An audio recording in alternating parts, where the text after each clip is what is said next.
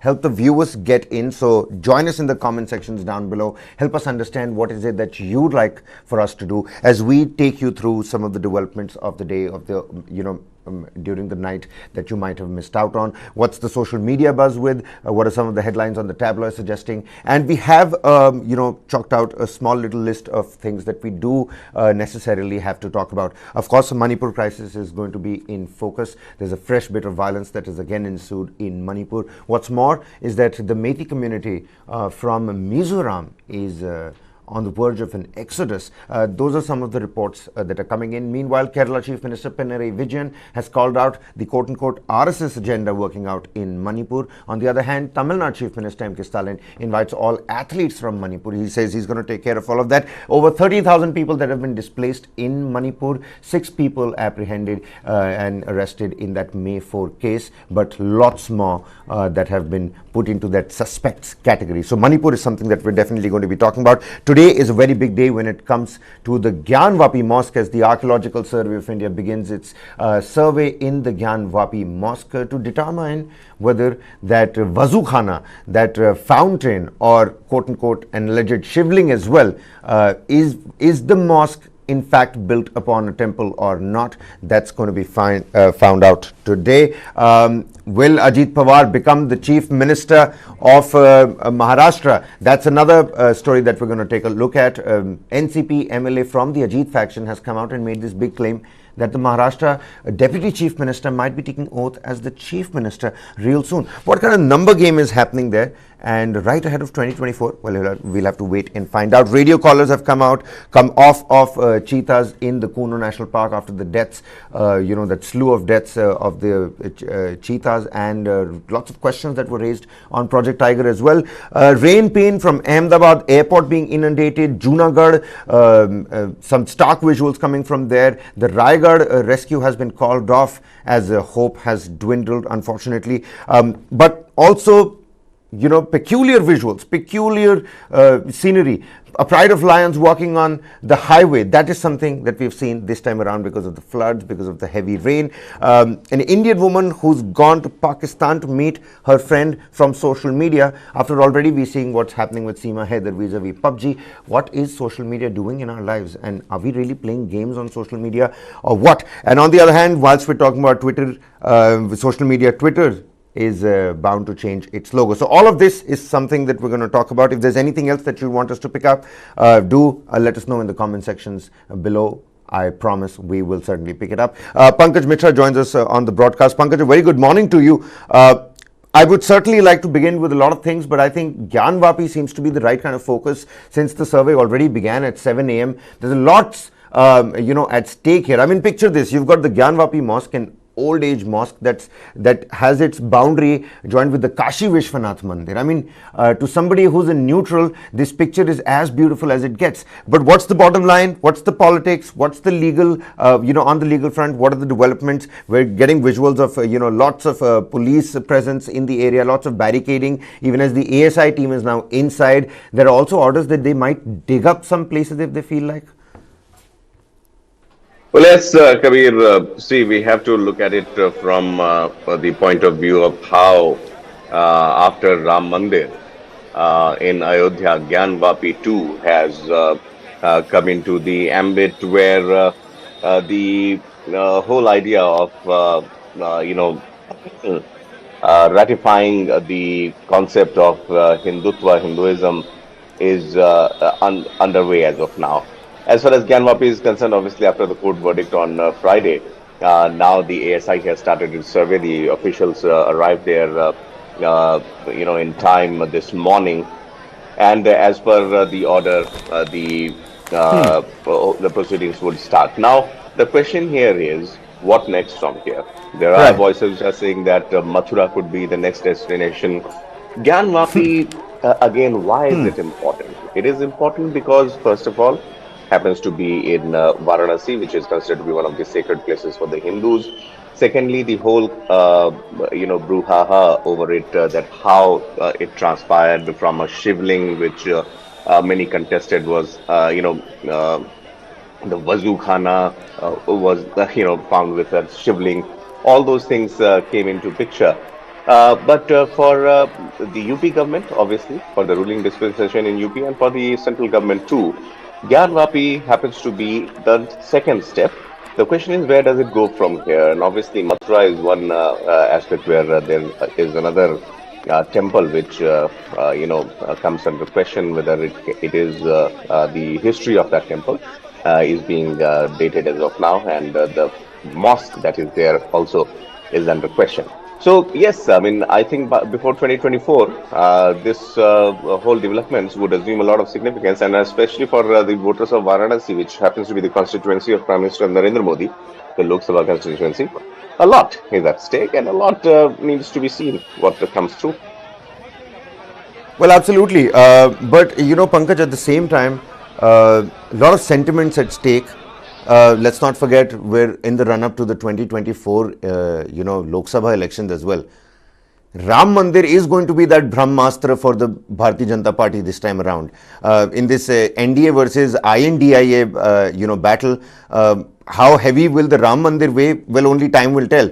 But is this the next step forward when we're looking at political moves by the BJP as well? Yes, see, you're right when you say that in the run-up to 2024 elections, every step, Kabir, I would say, not just a particular visit to a temple, a raid at any minister's house, for that matter, changes in syllabus, all those things are indicative of the bigger change that the government intends to bring. Should it come to power in 2024? As of now, well, everything seems to be favoring the BJP. And we had seen earlier the sentiments, the kind of plea, the maintenance of a plea filed by certain women here in Gyanvapi that they should be allowed to perform puja within the Gyanvapi. That particular case percolated and changed course, and then came into being that the ASI's survey should be conducted. Remember, a year ago, almost around this time only, a lot of developments had happened as far as Gyanvapi is concerned, and the national media too covered it at length. But beyond, the obvious is the fact that with steps like these, smaller but continuous, I think slowly but surely the very idea, the very concept of re-establishing or regaining the lost ground for the Hindus and for Hinduism is underway as of now, which is the trademark of the BJP. I mean, they are not doing something very different. If they are voted to power with more than 300 seats, then obviously people had a clear mandate in their mind that yes, this is what they want from the government, and the government is delivering on that. Ram Mandir has been on their to-do list for a very long time. Now Gyanvapi, and it wouldn't be a surprise if we see something happening with Mathura too before 2024 May when the elections happen. Yeah. Right. You know what, Pankaj? Before we move on and start speculating as to what's happening, easy for us to talk from the studio. On the ground, the sentiments are in stark contrast. Let's play out those reactions. We've got reactions coming from the petitioners. We've got reactions coming in from the Kashi zone DCP and also the Hindu side advocate. And the Hindu side advocate, it seems, since there are many on the internet, even as we're getting live updates, they're saying that we're absolutely certain यहाँ पर मंदिर ही था, यहाँ पर मंदिर ही बनेगा. It's with the confidence that they're exuberating, showcases that this case is done and dusted. Very soon, somebody who's already speculating can foresee those Har Har Mahadev chants that are going to, fill up the air in Varanasi. But before that, petitioners and the Kashi zone DCP, all the major stakeholders, take a look at those reactions. मुस्लिम पक्ष को हम लोग का विरोध करना इसलिए है कि वो सत्य जानते हैं, वरना वो स्वयं उनको तो वो बार-बार हमारे शिवलिंग को फव्वारा कहते हैं, हमारे मंदिर को मस्जिद बोलते हैं. वही सत्य तो हम लोग सामने लाना चाह रहे हैं, तो क्यों पीछे हट रहे हैं? पीछे हट रहे, इसका मतलब है कि उनके मन में खोट है, वो जान रहे सच्चाई को. तो आज कहाँ का सर्वे होगा? ये तो अभी जो हमारे टीम है वो तय करेगी. कहाँ का सर्वे होना है, किन किन बिंदुओं पे सर्वे करेंगे? कई बिंदु है, जैसे वो आपने देखा शिखर देखा है, शिखर के नीचे जो आप 3 गुंबद देखते हैं उसके नीचे शिखर बना हुआ है मंदिर का, वो तीनों शिखर है। उसके नीचे आप जमीन पे जाएंगे तो जब आप वहाँ पे पैर को अपने रखेंगे तो ऐसा जरा भी पैर वहाँ पटकेंगे ऐसा महसूस होगा कि अंदर खोखला है, कुछ ना कुछ तो है। तो वो सत्य जो छुपाया जा रहा है वो सारा सामने आएगा। हम लोग की आस्था के साथ आज से विज्ञान भी जुड़ जाएगा। बहुत ही गौरवशाली क्षण है हिंदू समाज के लिए, 100 करोड़ हिंदुओं के लिए, सनातन धर्मियों के लिए और मंदिर समर्थकों के लिए। ये 10 बिंदुओं को लेकर के एसआई सर्वे होना जा रहा है। यह सर्वे ही ज्ञानवापी समस्या का हल है। एसपी रैंक की ड्यूटी और सब सेक्टर में निरीक्षक रैंक की ड्यूटी लगाई गई है। मैं दागिन से लेकर के बाबा विश्वनाथ गेट और बदौलिया से लेकर के बाबा विश्वनाथ गेट तक नो व्हीकल जोन बनाया गया है। किसी प्रकार के 4 पहिया 2 पहिया वाहनों का कोई प्रतिबंध है। वहाँ पर पार्किंग की व्यवस्था की गई है, जल बैरिकेटिंग की व्यवस्था की गई है कि कोई भी श्रद्धालु जो है बार अनाउंस किया जाएगा और पूरे अच्छे तरीके से सारे श्रद्धालु अपना दर्शन पूजन कर रहे हैं। सारे मंदिरों में पूर्ण सुरक्षा व्यवस्था की गई है। सर्वे शुरू होने जा रहा है, अब हम लोग जा रहे हैं। सर्वे भाई एसआई की टीम करेगी और उसमें सारे साक्ष्य हमारे हैं, ये तो हमें विश्वास है। पूरा जो है पूरा मंदिर का ही परिसर है, इसलिए इसमें कहीं विवाद नहीं है। अब सर्वे हो जाए एथेंटिक प्रमाणिक ढंग से जो है सर्वे एक संस्थान अपनी कर ली, संस्था जो है भारत सरकार की संस्था है, ये करे, जो प्रमाण आएगा वो हमारे पक्ष में ही आएगा। सारे बिंदुओं पर जो है पूरा जो बैरिकेटिंग का जो परिसर है, सारे बिंदुओं पर अंदर बाहर ऊपर नीचे चारों तरफ जो है सर्वे होना है। Well, you know what, Pankaj, we will have to wait for what comes out in this particular survey. But one of the petitioners is Sohanlal Arya, who was of the opinion that yahi Gyanvapi masle ka hal hai. I am going to ask you this question before we move on and talk about Manipur, which is a more pressing issue than Gyanvapi certainly in today's day and time. Is that kya Gyanvapi ek masla hai bhi ki nahi? Is it even a problem? देखिए, इस सरकार के साथ और इस situation में जब हम लोग when we are heading to 2024 elections, which is I would say one of the biggest politically charged elections, as they are in India all the times though. Gyanvapi, changes in syllabus, a road being renamed,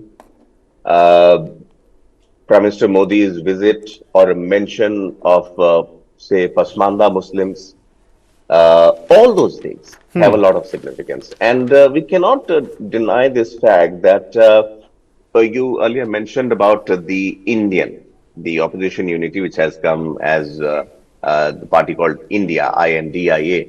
That aspect also touches upon several, key areas of the country. It has support from the Uttar Pradesh, from down south, from west, from east. Kolkata is there from north. We saw the PDP members there, National Conference there. So for a party like BJP, which holds its maximum electorate in the central part of the country, for them, they have to play through their strength. They have to play through the, the key areas and factors which had catapulted them to power earlier as well. First, it was because they have performed, they have pitched it about it, they have spoken about it all the time. Sabka saath, sabka vikas, sabka prayas. Now, slowly, the gears are being shifted. And if you would look at the whole narrative in the country as of now, I'm not mentioning about what goes on Twitter. I'm not mentioning about what goes on social media. I'm rather talking about the change in the mindset of the people on how religion too. We talk about job security. We talk about education security. We talk about health security. Now there is a concept of religious security also, and that cover is being provided by this particular government of the BJP, which in a way came into existence and has often brandished Well, itself of course, I as mean, electoral dividends are certainly there, Pankaj. We'll have to wait and find out till the ASI, team comes out. It's a 30-member ASI team that's inside the Gyanvapi premises as of now, and very soon we'll find out. What's more is that, of course, there's an AIM plea that's going to make its way to the Supreme Court today against this particular survey of the Gyanvapi mosque premises. All right, Pankaj, let's quickly move on here. We've got a pressing issue, a more pressing issue at hand. Shifting our focus to the tenuous state of Manipur, where a school has been torched. One person hurt in fresh Manipur gunfight. I'm just reading various, top headlines, Pankaj. Tensions rise again. A woman hit by a bullet. Want justice, says freedom fighter's son, who tells the Prime Minister that he wants justice. Manipuris continue to leave Mizoram. Manipur natives continue to leave Mizoram in droves during the weekend after threats by an organization of former insurgents asking them to depart for their own safety. Over 200 people left, over 13,000 displaced in general, Pankaj. In terms of the arrests that have been made in that May 4th case, six people arrested so far, including a minor in that case. What is it that you're picking up? The parliament logjam persists. Opposition is continuing to insist on their demand of a statement by the Prime Minister. The government, on the other hand, doesn't want to relent. There is constitutional rules. There is, proceedings of, the parliament floor, those kind of rules.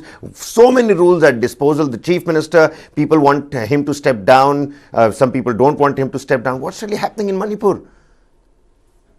well, Kabir, whatever is transpiring, obviously, this is the non-intended consequences that are happening as of now.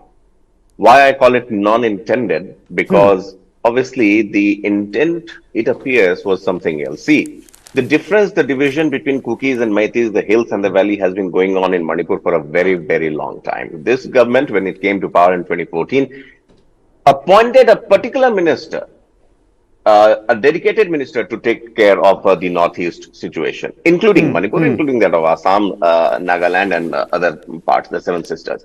But what happened here as of now, why it got aggravated, because all we know from the May 3, May 4 incidents that happened and giving the scheduled tribe status to the Meiteis, that was the trigger. But what was the government doing there? So they thought that maybe in such a scenario, what it appears as of now from the body language, from the actions or the inactions of the state government of N. Biren Singh, it looks like they wanted maybe in order to, score some points there and let these two communities have their way. And what came out was something that they were not even expecting, that it will blow out of proportion, it will come to such blows. Initially, there are reports that the number of weapons, you would be surprised, Kabir, that are in circulation as of now. And there is a clear demarcation also. There are studies and reports that 70% of the weapons which are looted from the government armory and police stations is with this particular group, 30% are with this. When they know who has got what weapons, the two questions that arise. First, who gave them the weapons? Did they manage to loot all of them? What were the weapons for? Why didn't the police use those weapons? Maybe in self-defense. Secondly, what are they doing to get them back? So all these things, point to something which is not right. Talking about the latest, what you mentioned, even all the newspapers, if you take a look at it, let's start with the Nav Bharat Times. Mizoram ne bharosa diya, phir bhi Meitei ghar chhod rahe. Now, this aspect is also pretty much happening. Mizoram say there's another aspect at play, Pankaj. There's another aspect at play. I mean, throw some light on this as well. After that first zero FIR that came to light, after the May 4 incident, it seems like there's this registration of scores of zero FIRs now. So the Manipuri police is looking at an uphill task, in the sense that now they have scores of zero FIRs. Now, what is a zero FIR?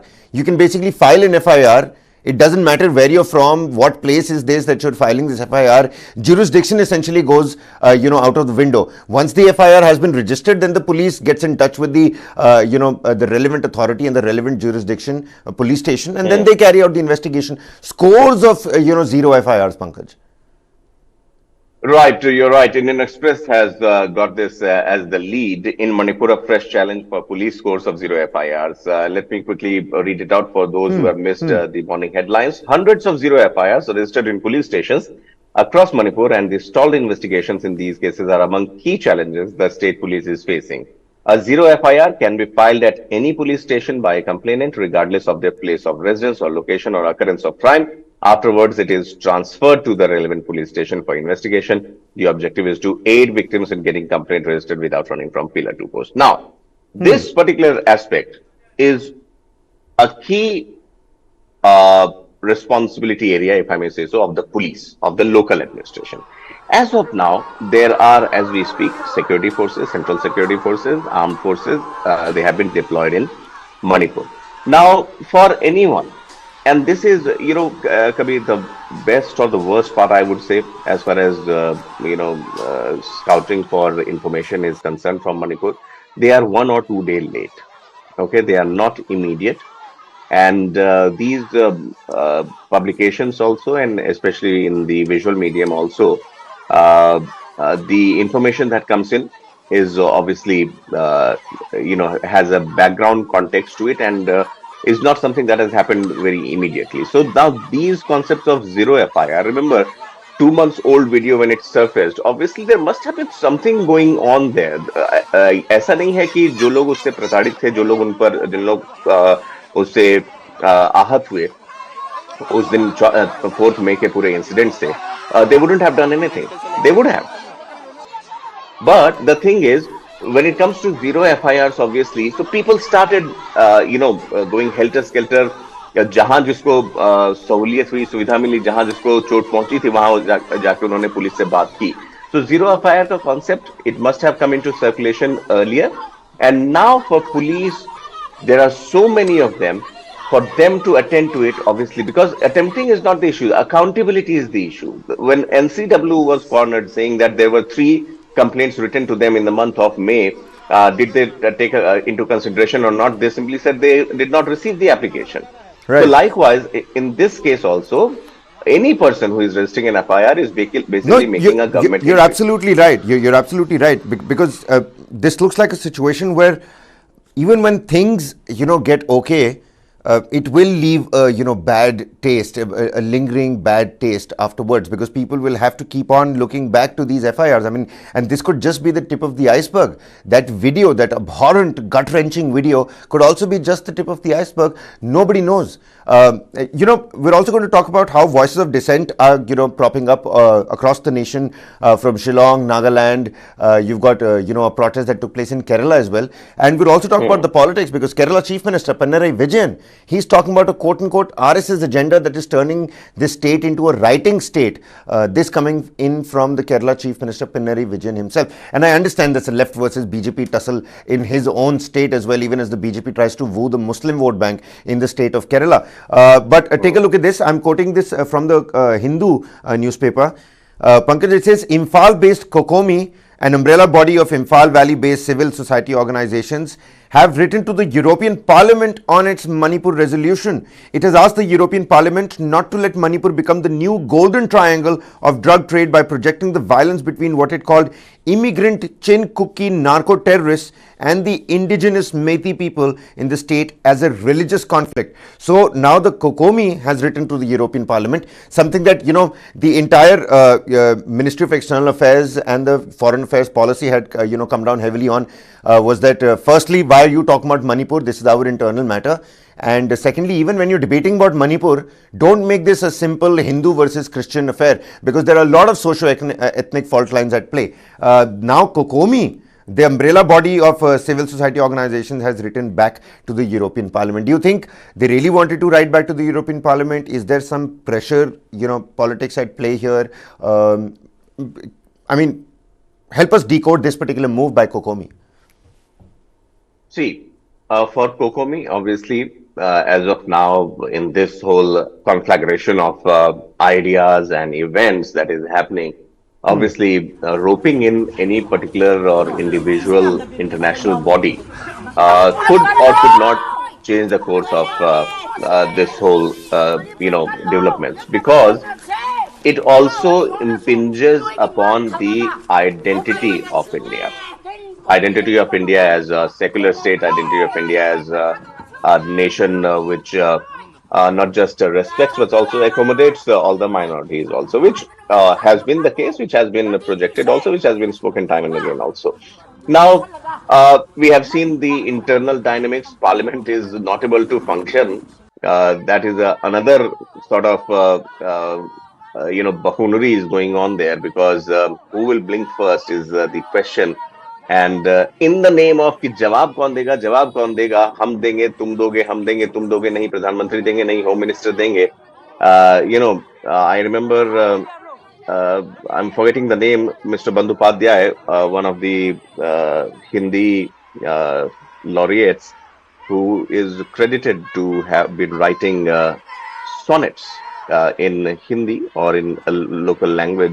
When we talk about sonnets, we talk about Shakespearean sonnets, but India too had a writer, Mr. Bandyopadhyay, I'm forgetting his first name. He wrote कि मेरे रक्त भरे महाकाव्यों के पन्ने उड़ते हैं तुम्हारे हमारे इस झमेले में. Now, what is happening in Manipur is bloody, is unfortunate, is gut-wrenching, is killing people. And here in Delhi, we are fighting that who would respond to it.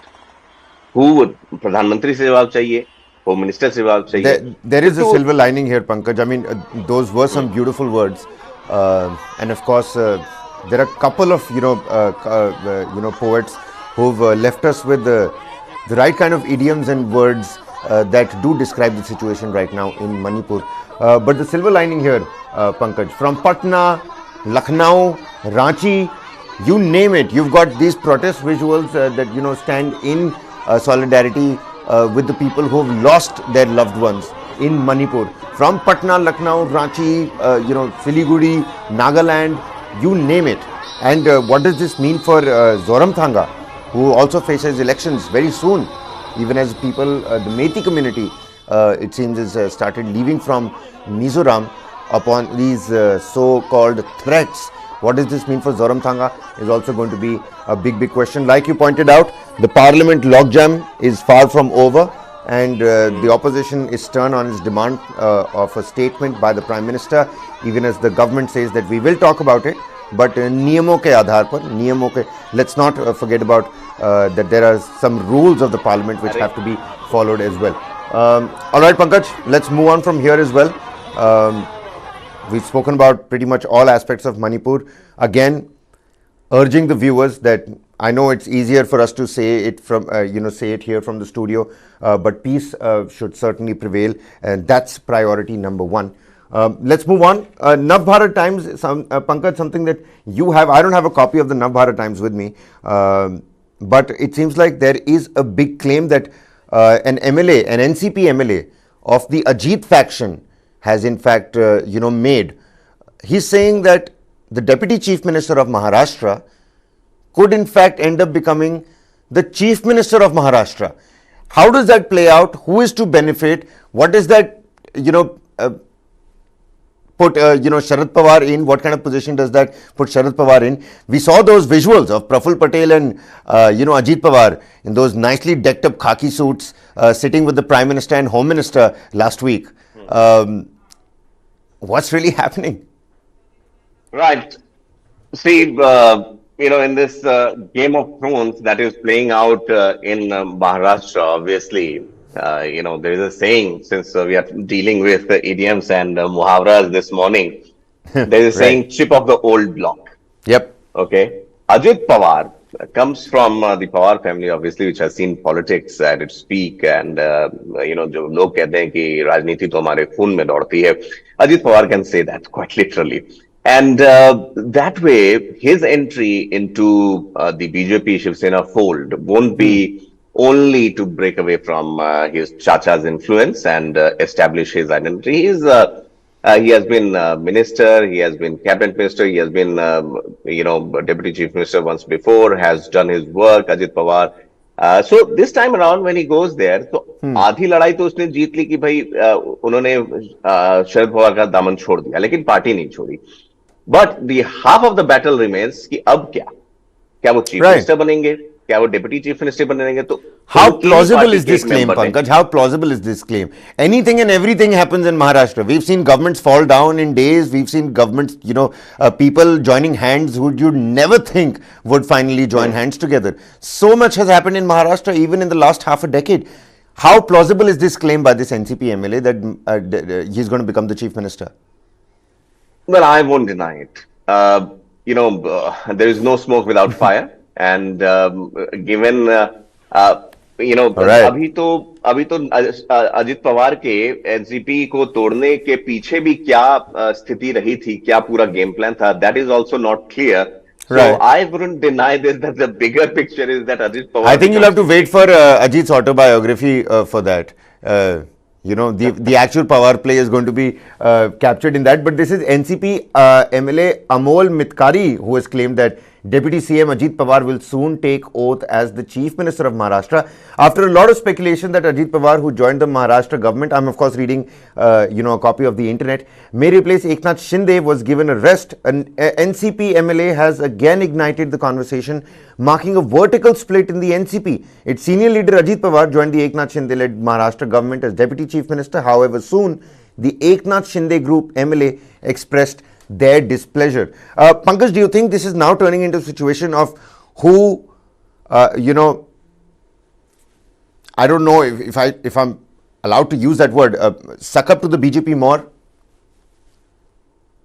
Well, in the run-up to the elections, there is no harm in actually using or some recently coined terms. But talking about NCP and the proximity with the BJP, I think उगते हुए सूरज को कबीर सब सलाम करते हैं।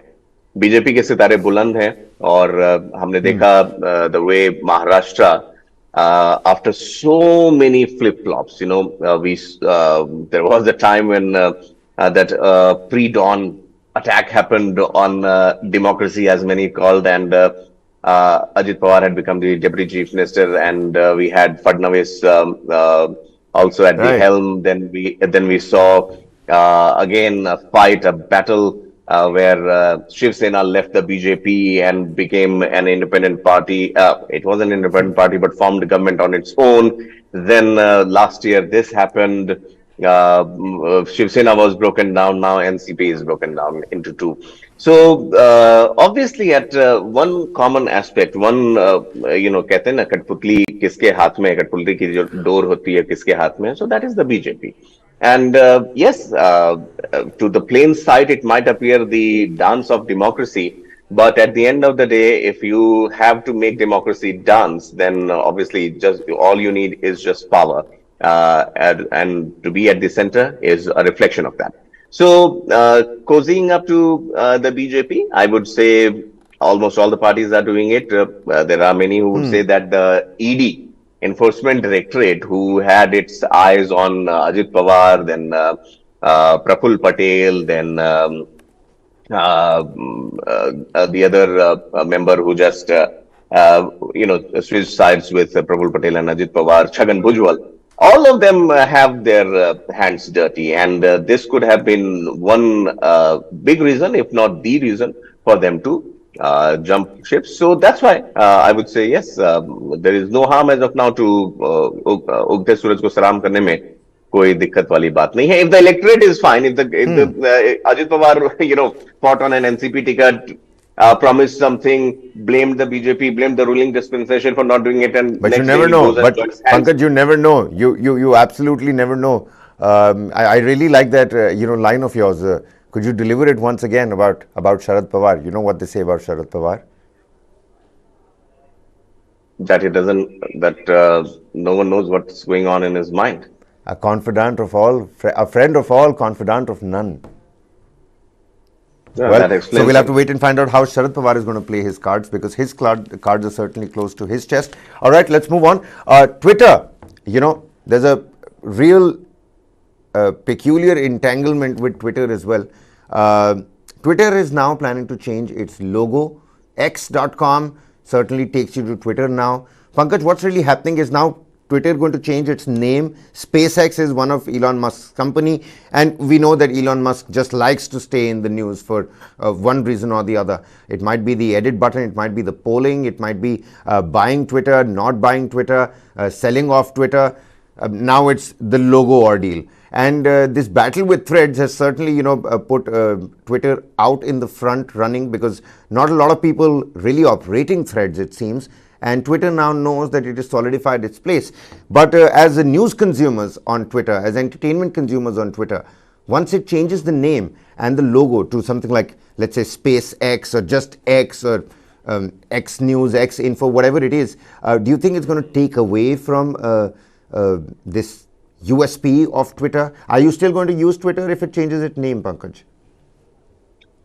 Well, certainly I am, Kabir, because, if Shakespeare had to be quoted here once again this morning, then what's there in the name? Those who use it, those who are addicted to it, those who know the benefits of it, and those who know the risks of it, they would keep using it. Naam mein kya rakha hai? Yes, naam badal dene se, there is a certain section which, becomes your target audience or target group with this, jazzy name X. Many are debating what would our, messages be called. First, they were called tweets. Now, because it was on Twitter, what would it be called now? Someone is saying it will be called Express. Someone is saying it will be called Expression.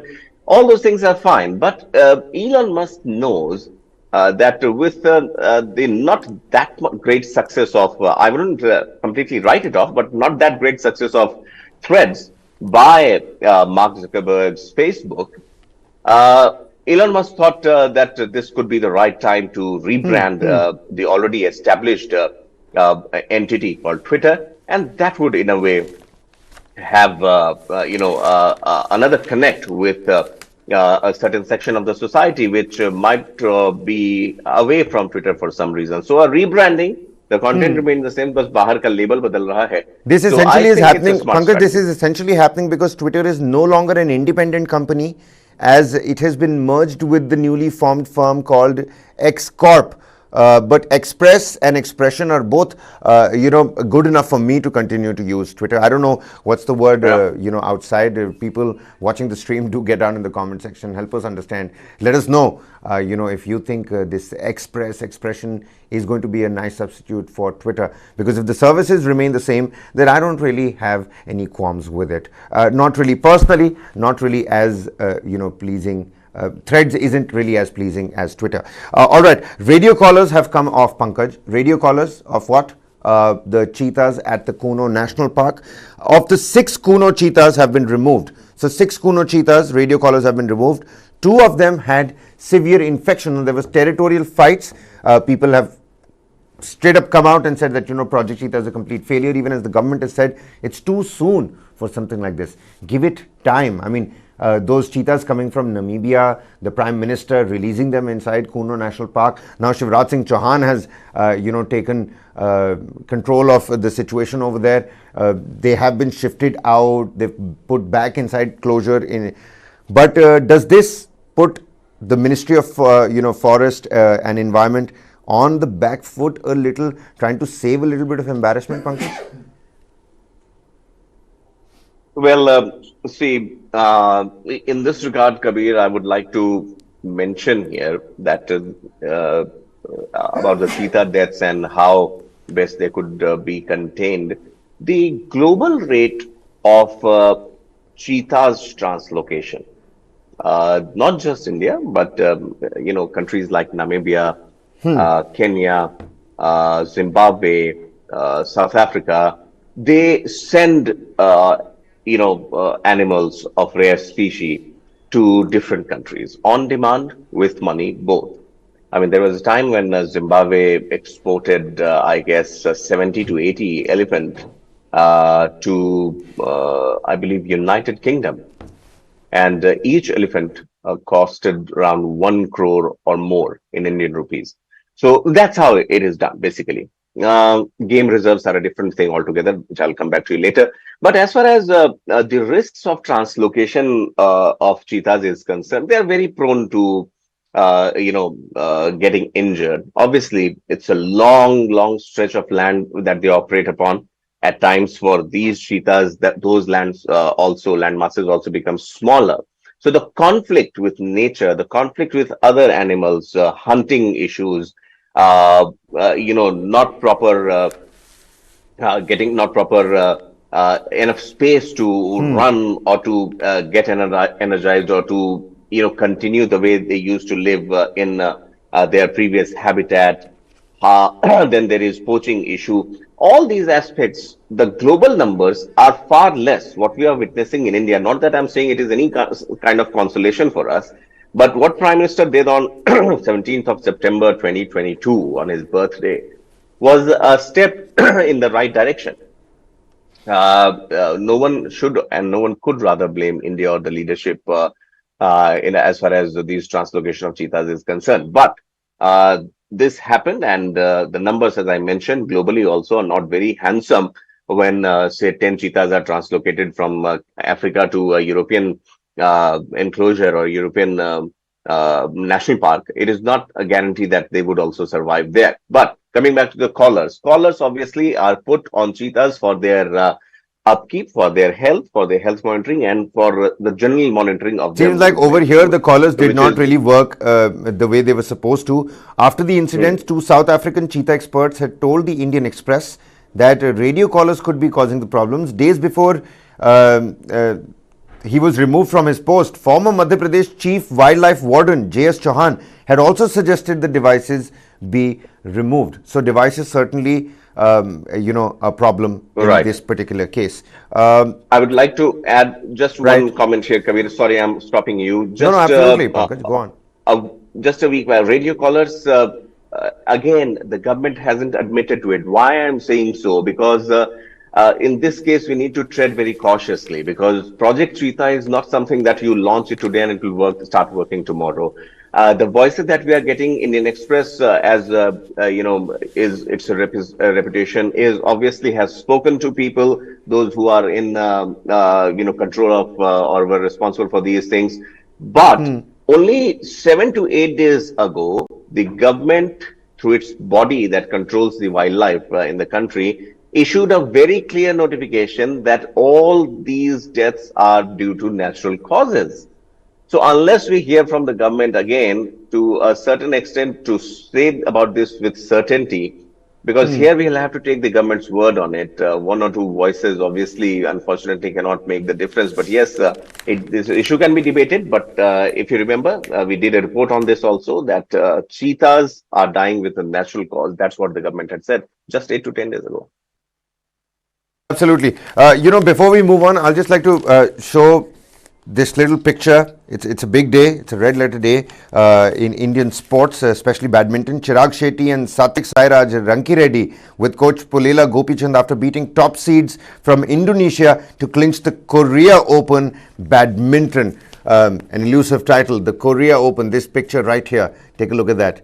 You've got the two stars with the Pulela Gopichand, their coach. They've backed the Korean Open and it's in the kitty. Satvik and Chirag raise hopes for a world title. That certainly, Indian badminton has certainly, moved up that notch over the last 2 or 3 years, Pankaj. But we've got rain pain to discuss over here as well. Peculiar visuals. Would you see a pride of lions on National Highway? Would you see the Ahmedabad airport getting inundated? Unfortunate scenes in Raigad. After that, rescue operation was called off. 57 people still missing.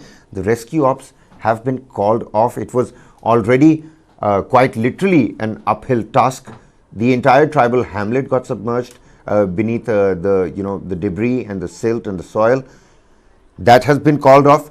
We've got visuals coming in from Junagadh as well. The rain pain and the temperatures. Let's not forget the temperatures, Pankaj. The temperatures are constantly soaring, and it's not just an India phenomenon, it's a global phenomenon. But the floods and the rain in North and Northwestern India has certainly put and thrown life out of gear. Well, certainly, Kabir. The situation not at all helping in almost all parts of the country, be it northeast, be it the central or the western part of the country. Even Kerala's floods haven't just dried up. We heard how devastating they were. And NDRF teams have been pressed into action almost in all corners of the society of the country. Maharashtra, especially Raigad, Ratnagiri, all these areas, which unfortunately not just are witnessing landslides, but also that unfortunate transformer blast, which was accelerated by excessive rain, which claimed 18 to 19 lives. That's unfortunate. There are so many things, Kabir, if you scout through, the local newspapers, which generally doesn't get mentioned in national newspapers or national television or social media news portals, is the road accidents. And the road accidents due to rain, due to slippery road, due to brake failure, due to bad road conditions, potholes has increased all the more. We, per se, News 9 Live has been bringing you, reports on the bad quality of the roads, especially in Karnataka, where there has been a government change, and hopefully the situation on the road also changes. But this situation has become very much common, especially in the highways also. So one aspect is that which I wanted to draw the attention towards. And secondly, uh, for the administration, be it Gujarat, from where the Prime Minister Modi comes. Obviously, whenever you mention Gujarat, there is a special sentiment attached to it, and responsibility also. So the naysayers, the critics would always point to the fact that Gujarat airport is submerged, and it was recently inaugurated. Veer Savarkar Airport, for that matter, Mumbai's Adani Airport. All of them, have witnessed the wrath of nature. Only two points come to my mind, Kabir. Either the rains were too bad or the infrastructure was too weak. I mean, whichever is the case, they should have set up a probe and decide, because such rains we haven't seen for a long time. But a newly constructed structure, I don't know how it is. I mean, Pankaj, I'm not sticking my neck out here and vouching for our infrastructure, but it seems like it was a record rainfall. 5 people died in Saurashtra as well. Red alert in some areas for at least 2 more days. This coming in from Rajkot in Ahmedabad. An express copy says 5 people, 3 in Rajkot district and 2 in Junagadh city, have died, and at least 2 others were reported missing in Saurashtra as flood-related challenges following an incessant spell of rain continued to paralyze normal life in the region for the 6th day. Around 5,000 people have been evacuated so far across the region, while hundreds have been rescued. Till Saturday, a total of 93 rain-related deaths were reported in the state since the onset of monsoon. This coming in from the officials. So in Ahmedabad, you've got 93 rain-related deaths that were reported in the state since the onset of monsoon. A flooded Kharachia village in Rajkot. I mean, those visuals you saw, the cars have been inundated. These are visuals from Junagadh. Complete basements, now turning into swimming pools. Pankaj. Well, situation no different here in Noida also, in some of the societies. But what's the situation in your society? It hasn't rained here in the last couple of days, but what's the situation right now? Look at that car. Look at that car. Are you able to see that? The problem is, Kabir, our viewers would also agree to this, that if your car is stuck in such a situation where this person's car is, as of now this one, whether or not you will get insurance, that's one cause of worry, because again, flood is a natural calamity, wrath of God. So whether the insurance would cover it or not is a big concern, because at this height the engine clearly is submerged in water, and if the engine seizes, the car is written off. Either you change the engine. Changing the engine means changing the whole car then. So whether the insurance companies would come out for your help or not is a dicey picture. But yes, as far as let me mention that Noida, not that Noida or for that matter Delhi NCR region is the reflection of what is happening around the country. But yes, talking about the infrastructure vis-a-vis Delhi and Gurgaon, which are the two regions which normally things are compared with, Noida has fared better, I would say. We haven't seen that much of waterlogging. By the side of the road, yes, maybe that was because of the clogged drain, but as far as general aspect of waterlogging is concerned, that's not very What about the much Yamuna, affected. Pankaj? What about the Yamuna? There's a flood I was threat that looms again. Yamuna is flowing more than 1 meter above the danger mark yet again. Yes, last evening only, Kabir, you are right. It crossed danger mark, and the Dugh Kshetra, the catchment areas, which obviously Yamuna coming through, Delhi's side, and obviously crisscrossing Noida and then going up to Faridabad. Yes, the low-lying areas, people have been evacuated from there. There are families, one wonders, when we talk about what is happening in Gurgaon, what is happening in Noida. Let me make it clear for the viewers who are not in Delhi or NCR region. Obviously, Yamuna crosses through Noida, yes, and on the plains on both the sides, the catchment area, there are families who are living there, who normally, grow some crops there, some vegetables there, and or they are daily wage earners who have their localities there. So they have been evacuated as of now. But as far as the city part of Noida is concerned, the water hasn't gushed in. It's the rainwater which is there, which is receding also. But as far as the flood water is concerned from Yamuna, hasn't come up to the city heights and city levels. You know what they say, Pankaj, once you release any sort of, water, any lakhs of, amount of water, be it lakhs of cusecs or any little small amount, it takes about 48 hours plus for it to really make it to Yamuna and start affecting lives and livelihood. If you're already looking at 1 meter above the danger mark, if it was at about 206 point meter yesterday evening, what might be the situation this evening and tomorrow morning might be in a stark contrast to what it is right now. So we'll have to wait and find out. The situation is certainly not really nice in Pulwama as well. Rain pain across the country, even as a heat wave that we're witnessing across the planet. Well, it seems like we've covered up pretty much everything in terms of overnight developments for sure. In terms of the stories that we're going to be doing today, Pankaj, I believe we've got 11 a.m. We begin with our rolling coverage on Manipur. Right up next at 10 a.m. we bring you, the business news.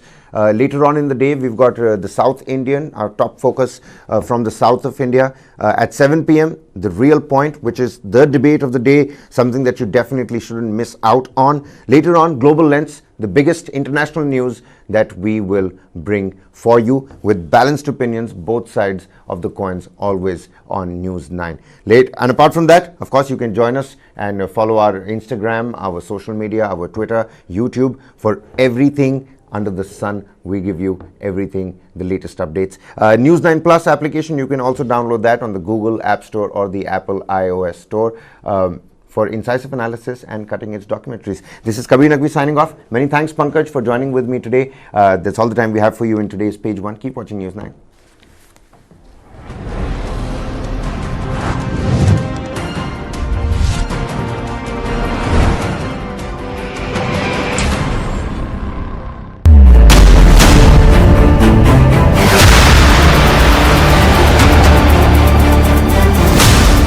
BrahMos. Stealthy, lethal, precise. It flies at 3 times the speed of sound and cuts through a warship like a hot knife through butter. China's navy has threatened its neighbors, and they are turning to the BrahMos for protection. The Warship Killer. This and more streaming on world's first news OTT, News 9 Plus. Download now.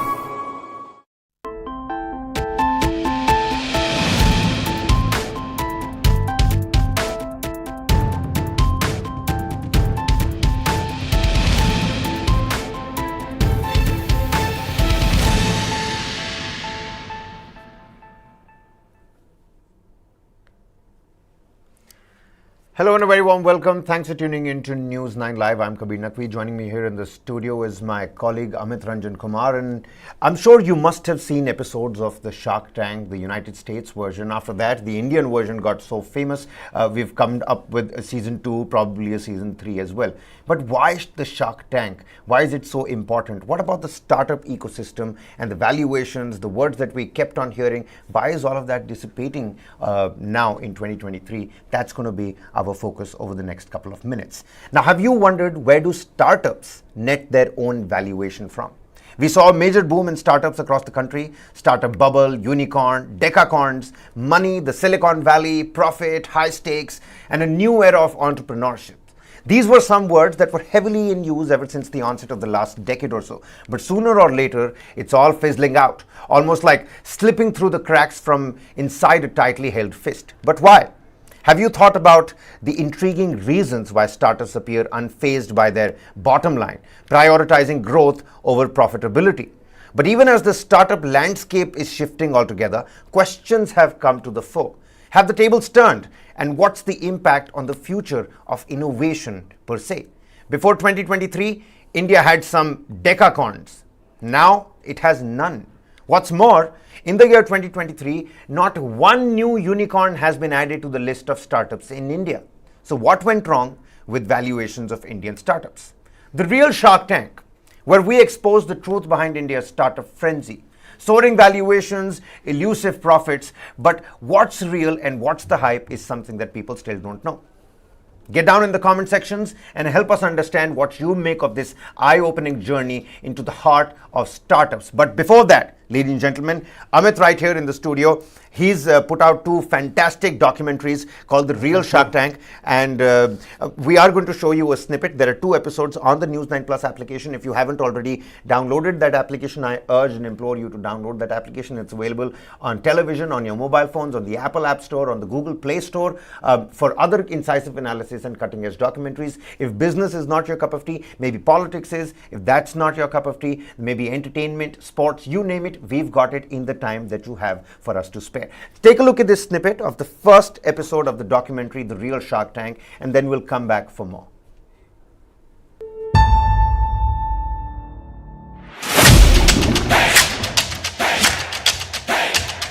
Join the gang, join them and become rich, become a billionaire. It's like a pyramid scheme. You look at the unicorns and see how many are profitable today, then you worry. How long can they sustain? How long can they last? Ultimately, to become a business, you have to be profitable. Is profitability the only metric? Not really. Value creation is the metric. It's a slippery slope and you may kind of really get carried away with your fast growth or growth at any cost.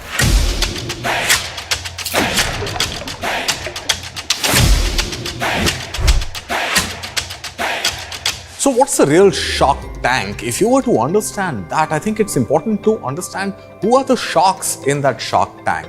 And the shark is not always profit. The shark is not always market. The shark, more often than not, is not even your angel investor or the venture capitalist who has taken an early bet in investing in the business. The real Shark Tank is the purpose of every business's existence. And that is creating value for investors. It's very simple. A founder really believes in something, he's passionate about it, he picks up his four people who are equally mad like him to kind of really start something. It's an idea which tries to get a larger space in a relatively shorter amount of time. Let's jog our memories back, 75 years or so. 1957, there was a group of 8 founders that later got referred to as the Traitorous 8. And why the Traitorous 8? Because these 8 people quit their existing jobs at Shockley International and started what perhaps in modern lexical could be referred to as the first startup of sorts, Fairchild Semiconductors. And arguably so, this was the first company that became a disruptor and an innovator and created a whole body of integrated circuits and transistor chips that we see the world of IT really riding on today. The startup market historically has gone through many cycles, and there are cycles where cost of capital is low, funding is easily available, a lot of companies get funded, and see, the startup model is designed for to accommodate a lot of failures. Why failures happen? A lot of startups start with an idea which they have, a product which they want to build, and they have not thought through our distribution and the payers, and that's where the mortality happens. So it is not about that greed of making money fast and not building institution. I don't think that's the reason for mortality. The mortality is, am I thinking outside in, or I am thinking inside out? A startup has to focus on the customer, understand the customer data, customer insights, because they are looking for product market fitment. Once they figure out the product market fitment, they have to get the operations in place. So that is where, the supply chain becomes important. Then they have to sort of go to a larger market. They have to build a brand and have a brand recall. So branding becomes important. Once they have figured that out, then they have to start growing the top line. So revenues become important. And ultimately, to become a business, you have to be profitable. So profit become important then.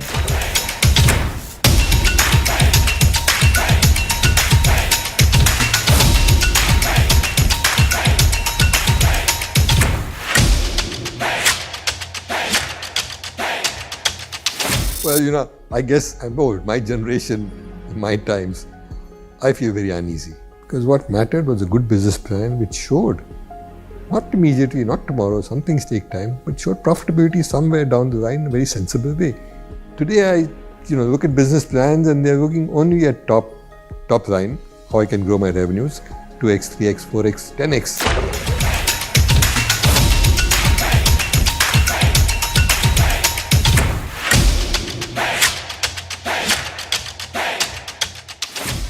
Risk is there in every business. Who would have thought in January 2023 that business models of Google or business models of Microsoft can be disrupted?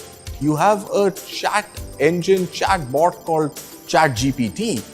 Again, developed by an AI startup, OpenAI. Was it profitable? No, it wasn't profitable. How did it survive Shark Tank? Because of the investment that Microsoft made into it, it ended up creating huge value for its original founders. A startup entrepreneur is interested in becoming a billionaire, in creating a unicorn, in creating a decacorn, in creating whatever cons they want to create. All of them want to be rich. Is there anything wrong in it?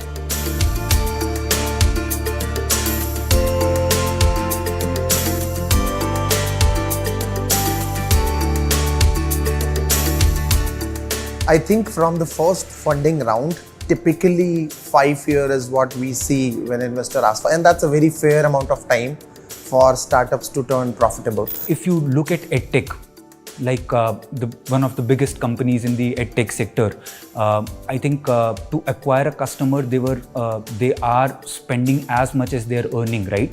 So the customer acquisition cost is very, very high for them. PayPal is a globally recognized payment gateway today, but how did that journey really start? If you look at PayPal in the late 1990s, that was the age of Palm Pilots. Did it do well? No, it did not. There was innovation at play. PayPal actually did not find its market until it introduced something that today we refer to as cashback. So PayPal was willing to offer a cashback of up to $10 per transaction in a bid to acquire more customers. Is profitability the only metric? Not really. Value creation is the metric. And that value creation and value realization at the end of the day. So I'll give you an example. For example, when YouTube was made or Instagram was made, extremely valuable loss-making properties. They found the right homes in Google and in Facebook, and those companies had the infrastructure to monetize it in a beautiful way. So it's not that because that was not profitable, that is not valuable. It's like a pyramid scheme. I'm not saying this is intentional, I'm not saying something's happening there, but people get caught up in this, and many young people who have very exciting ideas or dreams in their eyes suddenly begin to read headlines and box items of how somebody sold their company for X million dollars, how some investor came and put in so much money, how some company became a unicorn. And you look at the unicorns and see how many are profitable today, then you worry. How long can they sustain? How long? The early stage. So that is the exit part. So exit is a financial outcome. It's company's journey continues. What is the purpose of these startups really? These startups, of course, while being risky, while being non-profitable, while being highly invested in ventures, they're typically serving the job of being technology laboratories. And is their end goal really to stay in the business and make money by virtue of profits? Or is the purpose really to not really worry that much about profits, but worry about the next big company which can acquire them and yet serve the same purpose that it started with of maximizing shareholder value? This is a very new situation that is coming where there will be global monopolies or near monopolies with 2 or 3 big players who are going to dominate because they'll have an unfair advantage. That is why the biggest danger to all of us are digital monopolies, global digital monopolies. Microsoft is a global digital monopoly in B2B. Salesforce.com is another digital monopoly.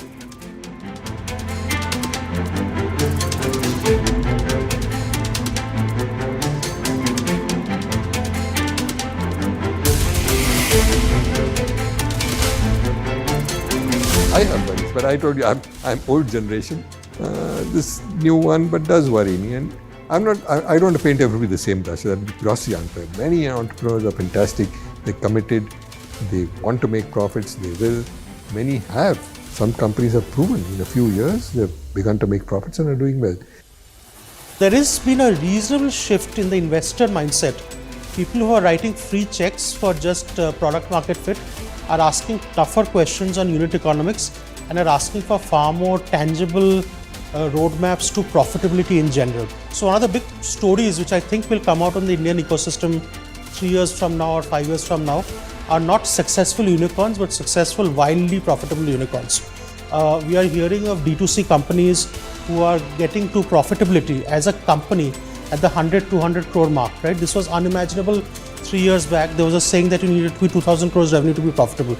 So I think the full ecosystem is rebooting to a new environment where profitability is far more important. We really started with the story of, what is referred to as the traitorous 8 and their startup Fairchild Semiconductors in 1957. Now, by 1960, it had become a Silicon Valley incubator of sorts, and it was directly or maybe indirectly involved in creating dozens of incorporations, including the likes of Intel and Advanced Micro Devices. In 2016, it got acquired by ON Semiconductors for $2.4 billion. That, I think, in a nutshell, is a classic example of what a startup story really looks for. You sustain over the decades, you run after evolving technologies, you keep reinventing yourself, but at the end of the day, it may not be always as much about profits as it would be about creating value for shareholders. And that is the real Shark Tank that startup entrepreneurs are trying to survive in day after day.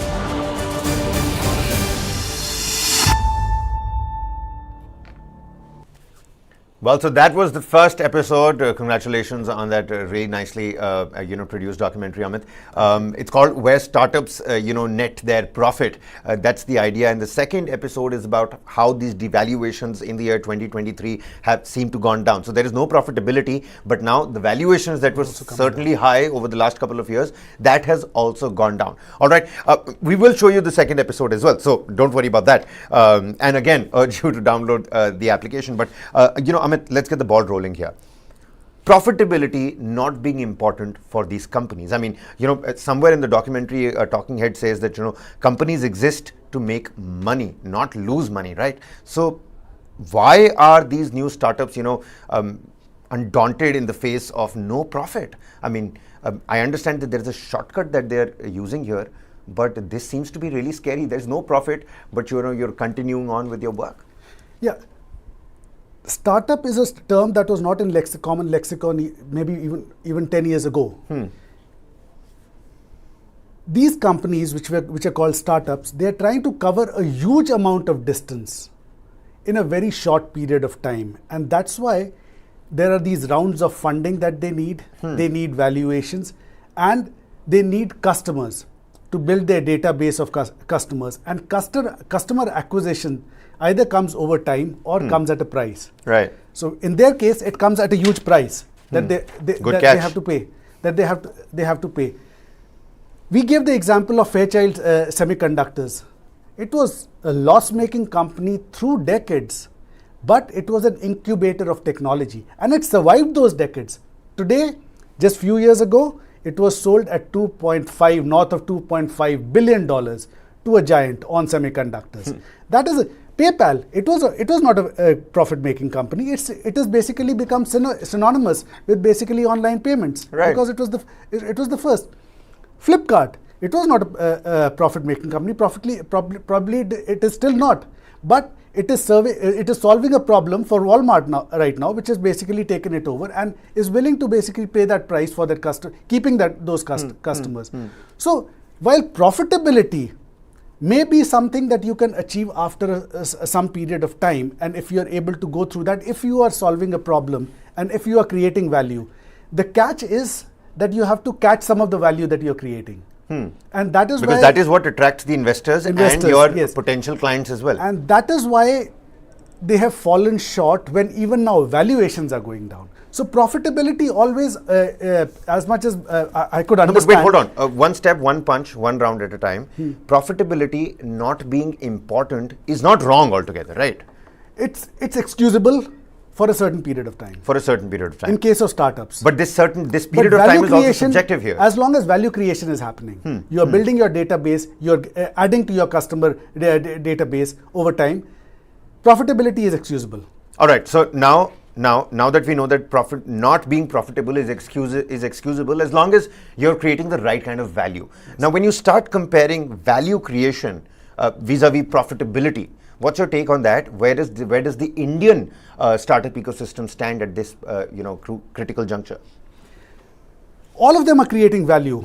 One of the companies that has been in the news of late in the edtech sector, they were pioneers in that. They created value, but edtech again, it was as one of our talking heads gave that example, that customer acquisition is very costly in that space. So most of them who are still around, they're creating value. Those who are not around, maybe after 10 years, you will know that they fell short of creating value, they fell short of profitability.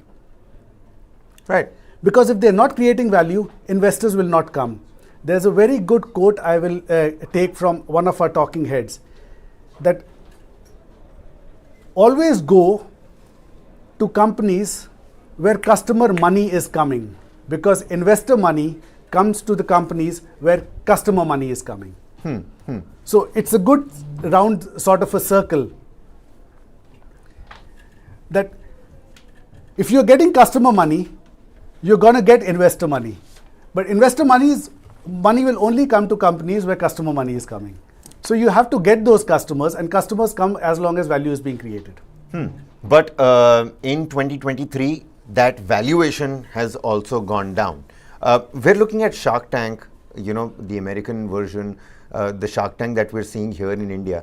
Do you think the episode and the series that we're seeing online and on the OTT platforms, on television, that has sort of like, it's not giving us the real picture? There's a lot of discrepancy in how actually startups fare in the market and what kind of episodes we see on television. The Shark Tank show is an ideal platform where you have a set of venture capitalists, if I may use the term, they call themselves sharks, who are willing to put in money in a span of maybe after a presentation of maybe 5 minutes. Right. So that's an ideal scenario. And for all these contestants that go on that show, they're also, I'm sure, thoroughly picked, and there's a proper screening process for all of them as well. I'm sure that is. So that means that is but the 5% of actual startups that we have in our country. I'm sure it's a very small percentage. Very small percentage. They have a small season which lasts few months. So, and if in each episode they probably have. And all of these contestants, from listening to the talking heads, listening to your viewpoints on this also, all of these startups are trying to use that shortcut, reach that farthest goal in a short amount of time. But you have to pay the price for that. What is the price that they're paying, and how dangerous is it for budding startups in today's time? See, it's it's a marketplace in transition. Like Mohandas Pai says in the documentary, he says, well, everybody wants to be rich, and what's wrong with that? Like we discussed, this word came into common lexicon only maybe a decade and a half ago. So it's a new market, and it's extremely competitive. And because it's extremely competitive, customer acquisition and the cost of customer acquisition and getting ahead becomes that much more difficult. So that is why in the initial stages, if profitability is excusable, it's all right. Value creation has to be there.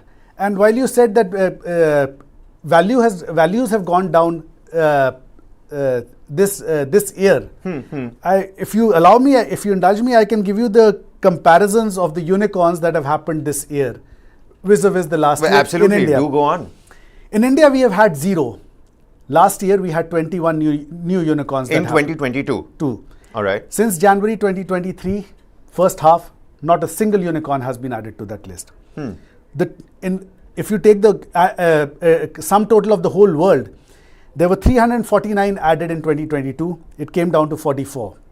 Globally. None in India, however. None in India. European Union, 54 last year, just 8 this year. North America, 201 last year, 21 this year. North of 20 this year. Asia, 83 last year, 14. None of them in India. So it has come down throughout. There's a liquidity crunch. The interest rates are rising. The money has been sucked out. These are potential factors behind the devaluation. These are the factors. One of the factors. Then there is turmoil in the whole world. There's an oil crisis. There is a war going on because of which prices of certain commodities are up. Right, certainly. There's a looming recession, and there are interest rates going up. Most of the countries and blocks are basically struggling with controlling inflation. So that is why liquidity is down. Maybe it will turn around once liquidity is up and there's more market, and the valuations will come up again. Well, certainly. What are current market trends today, and how do they impact various, startups? I've been looking at you doing a lot of news on Byju's. In terms of edtech, Byju's is one of those top names, and it seems like they're having some sort of difficulties themselves. No, Byju's is a unique case. Probably in their quest for customer acquisition and market penetration, they probably overspent. Just like the cashback that PayPal used, and today Paytm and all these, cashback is the word. It's synonymous with online payment. Not just cashback, they basically had to grow their brand. So they hired the best of brand ambassadors in Shah Rukh Khan. They were sponsoring the Indian cricket team. So probably they spent a little bit more than got a little carried away. But they are on course to their turnaround, and they were market leaders in a space that they probably created in India, edtech. And they also acquired a lot of smaller fish smaller in the sea companies. as well. Akash Byju's was an acquisition. So that was one Greater of Learning. Yeah. So the White Hat Junior. Right. So these were some of the acquisitions they did, but that is one unique case. Venture capitalists are also becoming more circumspect while at the time of doling out cash to these startups, and that is all a factor of basically the liquidity crunch that is happening in the marketplace for all the reasons that we have already listed down. If I could put you on the spot here, and your experience and your expertise, if I were to put that to the test, and you can choose to refrain from answering this as well. As somebody who covers business news, can you make any kind of predictions for the second half of this year? Are we going to see any new corns being added to the list? I am hopeful. I am hopeful, and I hope it happens. And we are probably, the worst is past us, and that is something that one of our talking heads also mentioned. So I am very hopeful that some startups will happen in the other 6 months, 5 months that are left of this year. Also because the rise in interest rates has at least come to a pause, at least in some parts of the West. So that will probably there'll be more money in the market that these startups can go after, and their valuations then will go, and they can spend it for their customer acquisition and value creation and market penetration exercises. So there will be more money in the markets, valuations will go up, and unicorns There were some happen. examples in the documentary: Facebook, Google, YouTube, Instagram. you know, and how Instagram and YouTube had homes in Facebook, Meta, and you know, Google.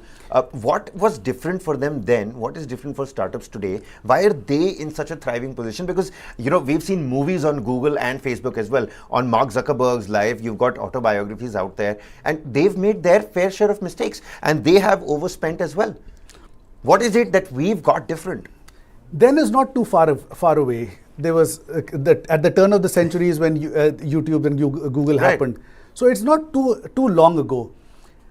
They were not profitable when they started out, but they was one, solving a problem, two, they were creating value, and three, the customers they could basically challenge the customer imagination, who basically thrived onto their platforms in droves. They also banked on the fact that it was just the advent of social media that they, you know, were riding high on. And they came out with very innovative products. So, and I mean, then, we're still using Facebook and Instagram. And then they found basically a cushion in these big companies that took them over and gave them that leeway to spend, to experiment, to innovate, lose if they have to for a time, just so that they can basically win in the long run. And look at where all the names that you took, where are they now? And I think we are in that phase right now. 5 years down the line, most of these companies will be basically poster boys of the startup universe in whichever space they have created for themselves, in India and abroad. It is the right time for Indian unicorns to basically Indian startups to take on the world. That is going to happen. I believe that's going to happen sooner than we expect. Is it a case of people, you know, getting confused between what is value creation and what is money making? Because a lot of people who step out into this venture of, you know, let's, you know, build a new startup, let's start with a new startup, let's put our money here, let's look for investors. You've got a crazy new idea, man, let's open up a startup. Hey man, that sounds like a really cool idea, let's start a startup. Why do you want to start a startup? Not because you want to create value in other people's lives, but because you want to yourself become rich. These two things must go hand in hand. If they're devoid of each other, then I think it's a recipe for disaster. Or do I have it wrong here? You cannot become rich if you're not basically catering to a space that has been left vacant in the marketplace. So if there was a space for market for online education, because there was a space, somebody who wanted to become rich, if we have to use that terminology, came up with a product, gave value to its customers, who basically liked it and then basically came in more numbers. And that is how he or she became rich if they did. So which essentially means that they're both indirect, right? Yes. They're both directly connected. Yes. What I'm saying is, how about I start a new edtech company, but the idea is, well, you know, creating value can take the back seat here. My focus is going to be getting in the right kind of money. And that, I think, is going to be like shooting yourself in the foot. Unless you have an innovative product, and that's where I mean, of course, if your product is the utopian product, then there is no denying that you will be the next billionaire on this planet. But I'll give you an example of something that I read somewhere, and I have not seen a better example, definition of a startup. A startup is the smallest group of people you can convince to plan to build a different future. A different future is where your innovation comes in. Startups are basically in incubation chambers for a new idea. If that works, venture capitalists and bigger companies will lap it up. Certainly. And you will get the cushion, these startups get the cushion to basically expand on that idea. Why is it that startups are so happy with being, you know, sucked in and, you know, acquired by these bigger fishes, the bigger fish, the sharks in general? These smaller fish are happy that the shark come in and, you know, take us over. It gives them the latitude to basically expand and experiment more. If you have more money, you can experiment. But then the control goes to the other, the bigger shark. It does. But those bigger sharks still need the minds of these startup entrepreneurs. And the startups also, because of their overspending, go to a position, reach a position where they are pressured into, you know, well, then selling their, you know, company off because they need the money as well. See, a bigger fish allows you to fail and start off again. All right. If you have limited money, that latitude is not there. All right. And this cash on tap analogy that you were talking about, we just mentioned liquidity is not there. So there was a time when the venture capitalists were basically doling out cash to anybody with a slightly innovative idea that caught the imagination of the venture capitalists and the market. That situation is not right now. The venture capitalists and banks and angel investors are very much more circumspect. They are looking at bottom lines now, profitability, customer acquisitions, market penetration, so it's high time. Brand. It's high time that these startups start worrying about their bottom lines. They've already started. They've already started. This honeymoon period. That cycle has already begun. Let's just wrap this conversation up. spin. I don't want the viewers to be left waiting. I really want them to take a look at the second episode as well, Yes. so that they can connect the dots as to why the devaluations now in 2023, why no unicorns. But just to wrap it up, this unicorn and startup honeymoon period, is this over now? Is this a situation of a bubble burst, or is this a pure reality check? I think it's a phase. When liquidity goes up, I think that phase will turn around again. Maybe not to the extent that it was last few years, but it will turn around again. Right now, there are basically extraneous factors that are affecting this space right now. So, factors which nobody has control over, whether it's a war, whether it's the oil situation, whether it's a looming recession, interest rates going up, money being sucked out, all of that. So but I believe once the liquidity situation eases out, the situation will turn around again. But the bottom line still remains that there is no replacement for value creation. No replacement for innovation, no replacement for value creation. And if you have the product that puts across the right kind of information, can convince, like you said, a small group of people that it is adding the right kind of value in your life, well, then there's no price on it. It becomes priceless, doesn't it? It becomes priceless. It becomes priceless. Well, you nailed it. Many thanks for joining with us here, Amit. I hope I have nailed it, and I hope Indian startups also start nailing it in the second half of this year. Yes. Fingers crossed, and we can only hope that good sense prevails. On that note, we're going to wrap this up. The second episode is out. It's out today. I think the real Shark Tank was out last night. Do watch it. We're of course giving you a free preview, but if you want to share it across, we're now on various streaming services. We're now available on the television, on your mobile phones. Do download the News9 Plus application for other incisive analysis and cutting edge documentaries as well. That's all the time I have for you. This is Kabir Naqvi signing off. But the second episode, why the devaluations in 2023? Here's that portion, that episode. Watch it. Have a nice time. Thanks for watching News9.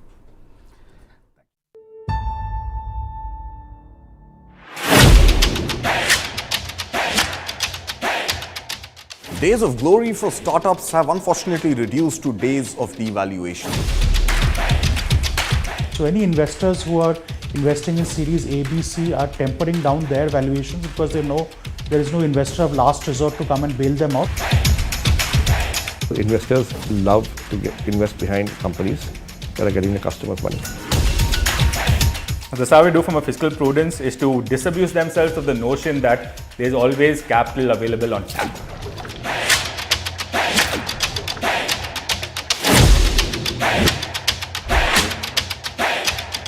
Days of easy money have been over for a while, and this funding winter has been a prolonged one. It's finally beginning to chill Indian startups pretty much to their bones. Now, it all started in 2022 with inflation and all the cycle after cycle rate hikes that we've seen across central banks. They've tried to suck out money, and that money has been sucked out from the startup ecosystem and invested in US Treasury bonds, for example, safer havens. Now, what's really happening with this is that these sharks, the venture capitalists, are now swimming out of the Shark Tank. As a result of this, valuations have been in a downward spiral. Companies like Byju's, Swiggy, Meesho, Ola, Oyo, FarmEasy, they've seen their valuations dwindle pretty much to the trickle.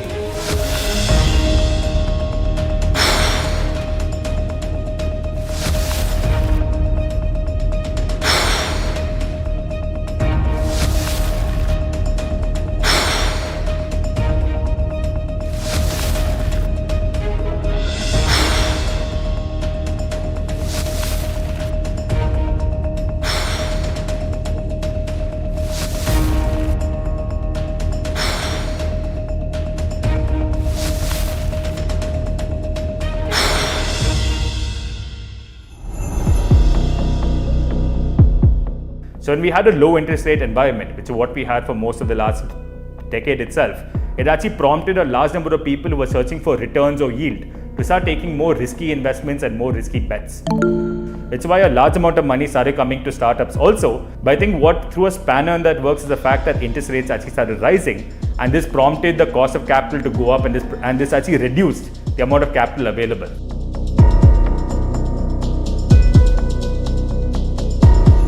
The other important factor is to note is that bigger players or bigger venture capitalists in the ecosystem like Tiger and SoftBank, who were often the next round of investors and paid unjustified valuations, have also become conservative. So any investors who are investing in series A, B, C are tempering down their valuations because they know there is no investor of last resort to come and bail them out, which was often the case in 21-22 when SoftBank, Tiger wrote checks of valuations which are often very unjustified and revenue multiples which are unheard of ever in the history of valuations. So unfortunately, there isn't one crystallized formula for calculating valuations. How do you derive that formula for valuation? Should it be, let's say, 10x of revenue? Should it be 40x of profits? Now, should you be looking at these financials at all when arriving at valuations, or should you be looking only at growth, customer acquisition, cash burn, building the brand? What? When you look at public markets and you see the prices of shares, they go up and they go down, depending on company performance, depending on liquidity in the market, depending on market sentiment. Private markets are not published every day, the valuations, but the valuations there also are capable of moving up and down on the same parameters. Valuation ultimately is a present value of future cash flows. Investors expect companies to actually generate cash, and profitability is more important. So that's driving the valuation downturn of some of these bigger companies like Baiju and Swiggy. And one of these hallmarks of companies who are valued 1 billion and above, especially your unicorns, is that look, you become a fairly large business by yourself.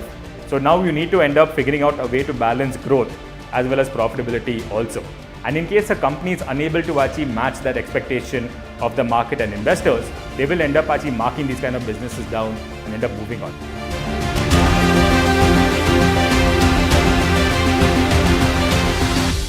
Decacorns, which are companies with a valuation of $10 billion and above, have become an extinct species almost. And look at unicorns. The rate at which unicorns were getting added to Indian startups every year has come to a halt in 2023. Calendar year 2023, for the first 6 months, H1 has not seen a single addition to the list of unicorns. And why is this happening? Again, this absence of a clear-cut formula to arrive at a real valuation. Eventually, it boils down to a mutual negotiation between an investor and an investee. And what are they both really looking at? The investor is looking at the next potential exit where his or her investments return a handsome profit. The investee, on the other hand, the founder of the startup, is looking for more cash, which increases the valuation at one hand and gives the headroom to burn more cash in a bid to create a brand or acquire customers and define growth in whatever way growth is defined.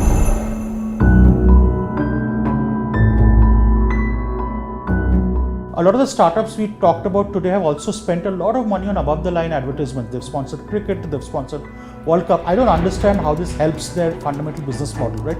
So all of these excesses need to go away, and you need to have more sensible driving of business and driving of growth, which, by the way, a lot of companies know. If you're today are not a startup, if you're a company like a listed company in the public space, you are delivering returns, you are delivering growth. So I think that's the mantra which startups should follow. If you are valuation driven and your valuation is based on your sales and top line and not on your profit, right, you will tend to spend a lot of money just to acquire customers and to get sales, never mind profits. Especially if you have competition that is well funded and doing the same thing.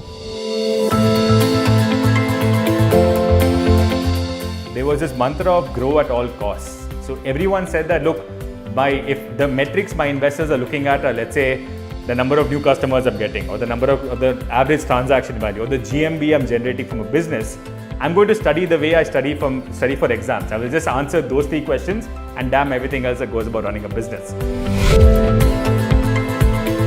But that was unfortunately the mentality if you look at e-commerce and certain verticals, where the name of the game was just customer acquisition at whatever cost, and eventually they will end up paying and they'll end up becoming more profitable and going about that entire path.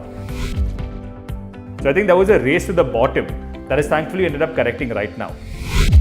All investors are now very shy in this environment to invest in models which are cash burn models. So today, if you are a startup where you are burning cash for the foreseeable future, you will not find an investor who is willing to invest in you, because his investors, his LPs, have also told him not to invest in cash burn models.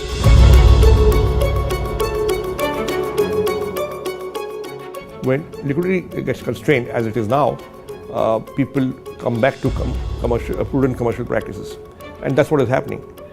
Right? You are now looking at unit economics. You're looking at EBITDA. You're looking at profits. You're looking at cash flows. These are all good, sound, sensible metrics to look at, and I'm glad that the market has now shifted to this.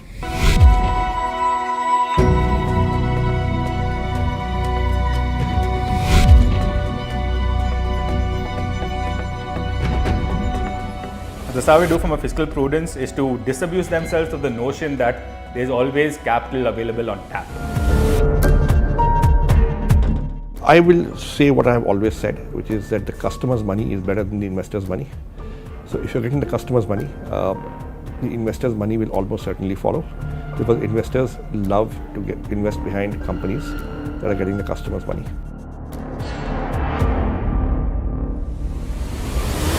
We end up looking at the size of the market and the real addressable market. Not just India as a country of 1.4 billion people, my service will end up catering to all 1.4 billion buyers, etc. These are all what I call Excel dreams. These work well on an Excel sheet, but they always fail when they clash with reality. So I believe this crisis will create stronger companies. We will see far more sustainable companies which look like companies which can be global leaders, and a crisis is the best time to produce companies like this. So companies which survive this funding winter and outlast the companies which can't raise capital will be the ones which are the winners of the future. Some will die, some will succeed, some will consolidate. Right? But that's a part of the startup ecosystem. Startups are, the entrepreneurial ecosystem is Darwinian in nature. It's survival of the fittest. Not everybody makes it, and that's life. But I see more and more entrepreneurs trying. So I see that in medium term, long term, it will only thrive. But yes, some will fail. Some will obviously sustain their businesses. They have the runway and the hunger to continue running on that runway to eventually take off. The rest of them will fall short of expectations of their investors and of their customers alike.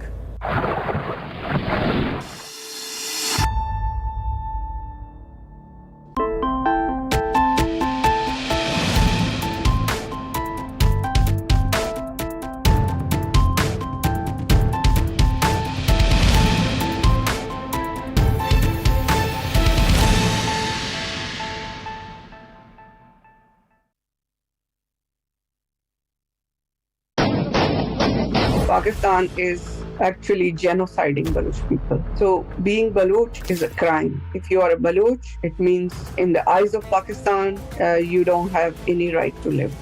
The Chinese and Pakistanis are colonizing the Baloch and exploiting their resources. The Baloch armed struggle will continue unless China withdraws, Pakistan military withdraws from Balochistan, and give Baloch complete authority to decide for themselves. The Baloch feel that if they don't act now, they will become marginalized. What lies ahead for Balochistan? Balochistan, Bangladesh 2.0, streaming now.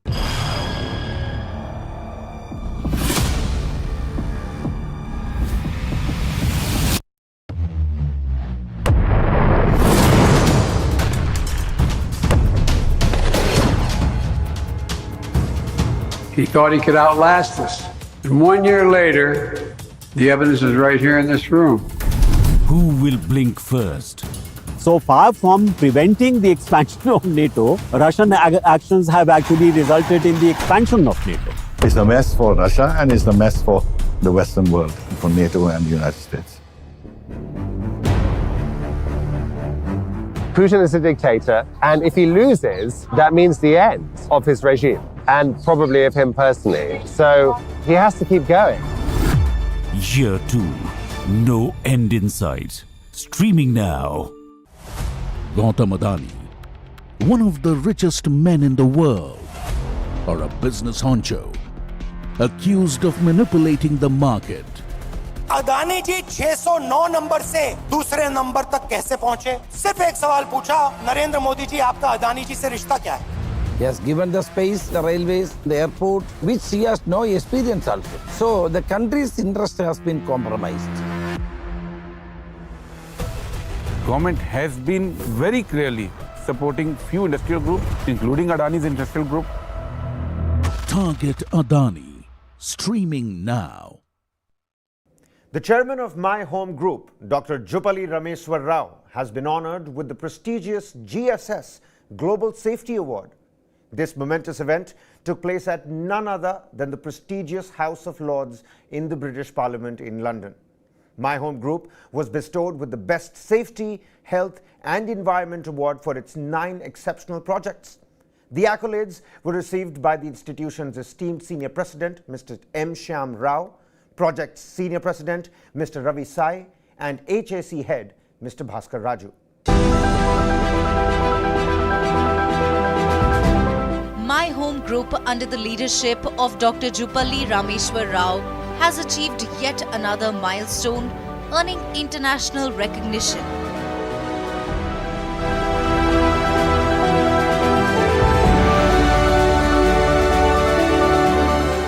Acknowledged as global sustainability leaders in the construction industry, they were honored with this prestigious award in London.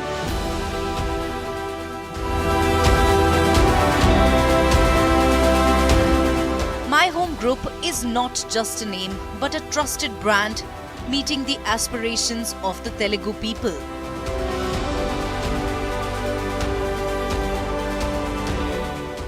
A trendsetter in various industries, construction, cement, power, consultancy and education, My Home Group has achieved numerous successes in the real estate sector.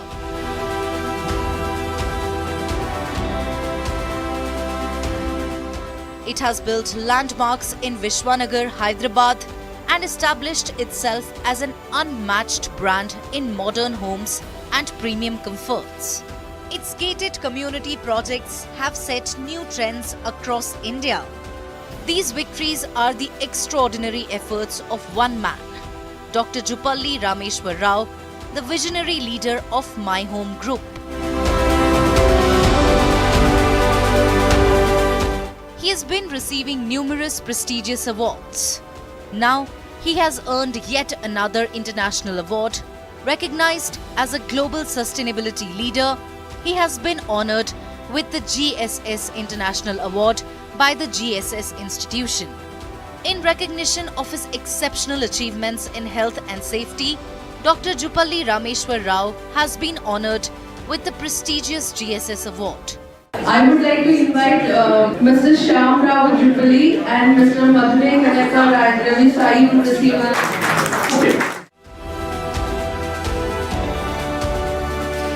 Since 2009, the prominent NGO Fire and Safety Forum in India has been presenting the awards. Dr. Juppalli Rameswar Rao's outstanding achievements in fire and safety have earned him the Global Safety Summit International Awards in London in 2023, held at the prestigious House of Lords in the British Parliament. Under his exemplary leadership, My Home Group has created 9 exceptional projects with the highest standards of sustainability, making My Home an unrivaled brand. My Home Group has been established in 1981, and we are a diversified conglomerate who's into real estate, cement, power, and education and media, and as well as entertainment. And My Home Group is My Home Constructions is our flagship company, which is a real estate development company based out of Hyderabad in south of India, and we are the largest developers there. And we are currently executing about 30 million square foot in the residential and the commercial space, and we are growing as we speak, leaps and bounds. And with this comes a huge responsibility of taking the leadership role in taking our sustainability goals very seriously. Under his guidance, the My Home Group has achieved numerous accolades, including the GSS Global Sustainability International Leadership Award and the Best Safety, Health and Environment Award for its 9 projects. The British government, represented by Lord Brennan, chief guest at the event, was present to witness this glittering ceremony in the City of London. These prestigious awards were received on behalf of My Home Group by Mr. M. Shamrao, Senior President of Projects, Mr. Ravi Sai, and HSC Head, Mr. Bhaskar Raju. The My Home Group, led by visionary Dr. Jupalli Rameshwar Rao, began with an initial investment of just 50,000 rupees. It is now a colossal empire worth $1.3 billion. Born into an ordinary farmer's family in Kudikila village of Telangana's Mehboob Nagar district, Dr. Rao rose to prominence within just 3 decades. He began as a homeopathy doctor in 1979. In 1986, he founded My Home, which expanded to become Maha Cement Industries.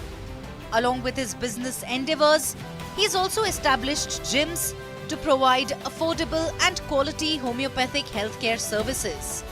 Not limiting himself to business and healthcare, Dr. Jupalli Rameshwar Rao is actively involved in spiritual services and is a trustee member of the TTD Trust, contributing to various spiritual and charitable initiatives. In 1991, My Home embarked on its journey, and over the last 50 years, the visionaries behind the scenes have accomplished wonders. In 1993, they crafted My Home Lakshmi Nivas and My Home Gardenia.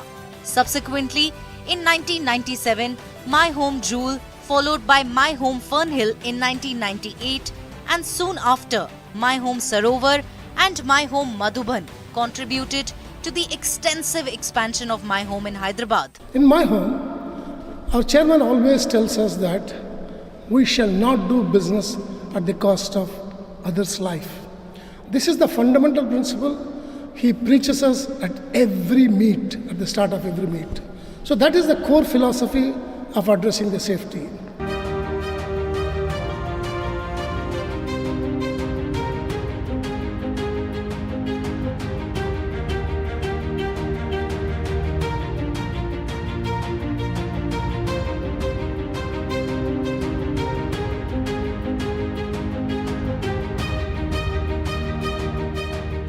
Security and trust are the hallmark of these residences.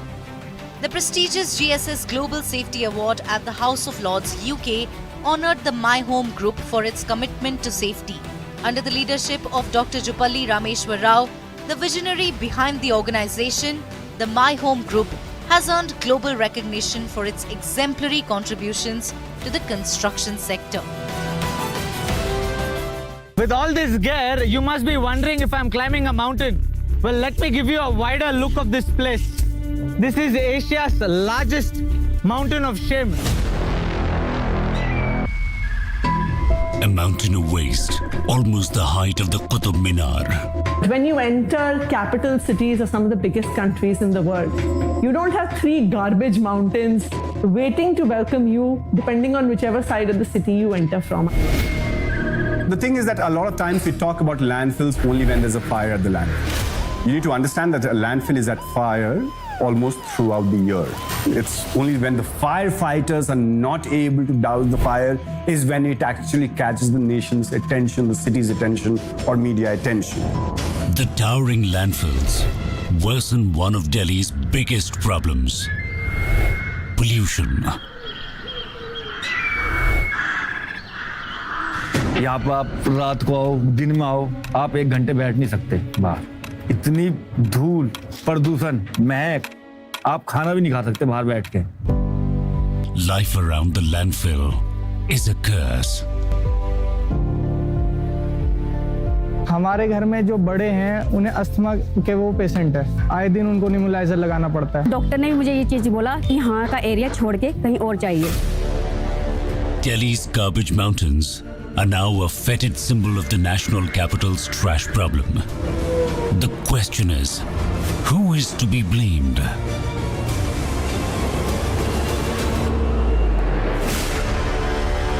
Watch Delhi's Garbage Mountains. Streaming on News 9 Plus for the Genflix.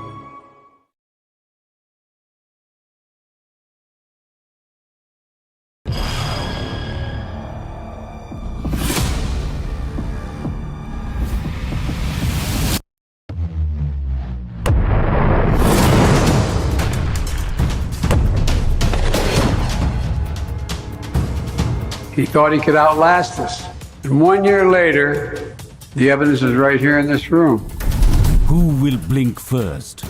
So far from preventing the expansion of NATO, Russian actions have actually resulted in the expansion of NATO.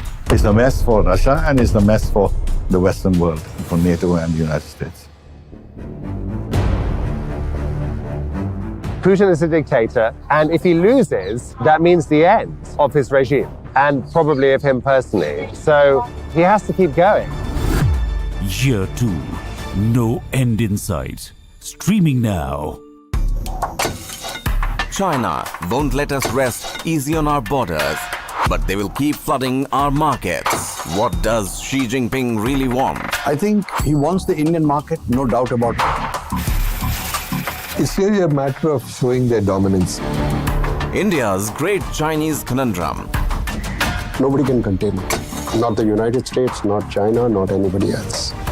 Frenemies. Streaming now.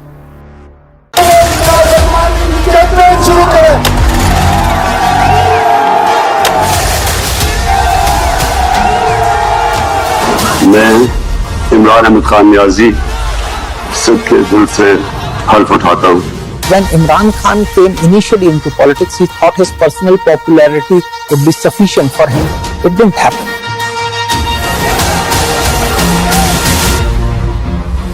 The retired military generals are openly saying that Imran Khan is a better choice.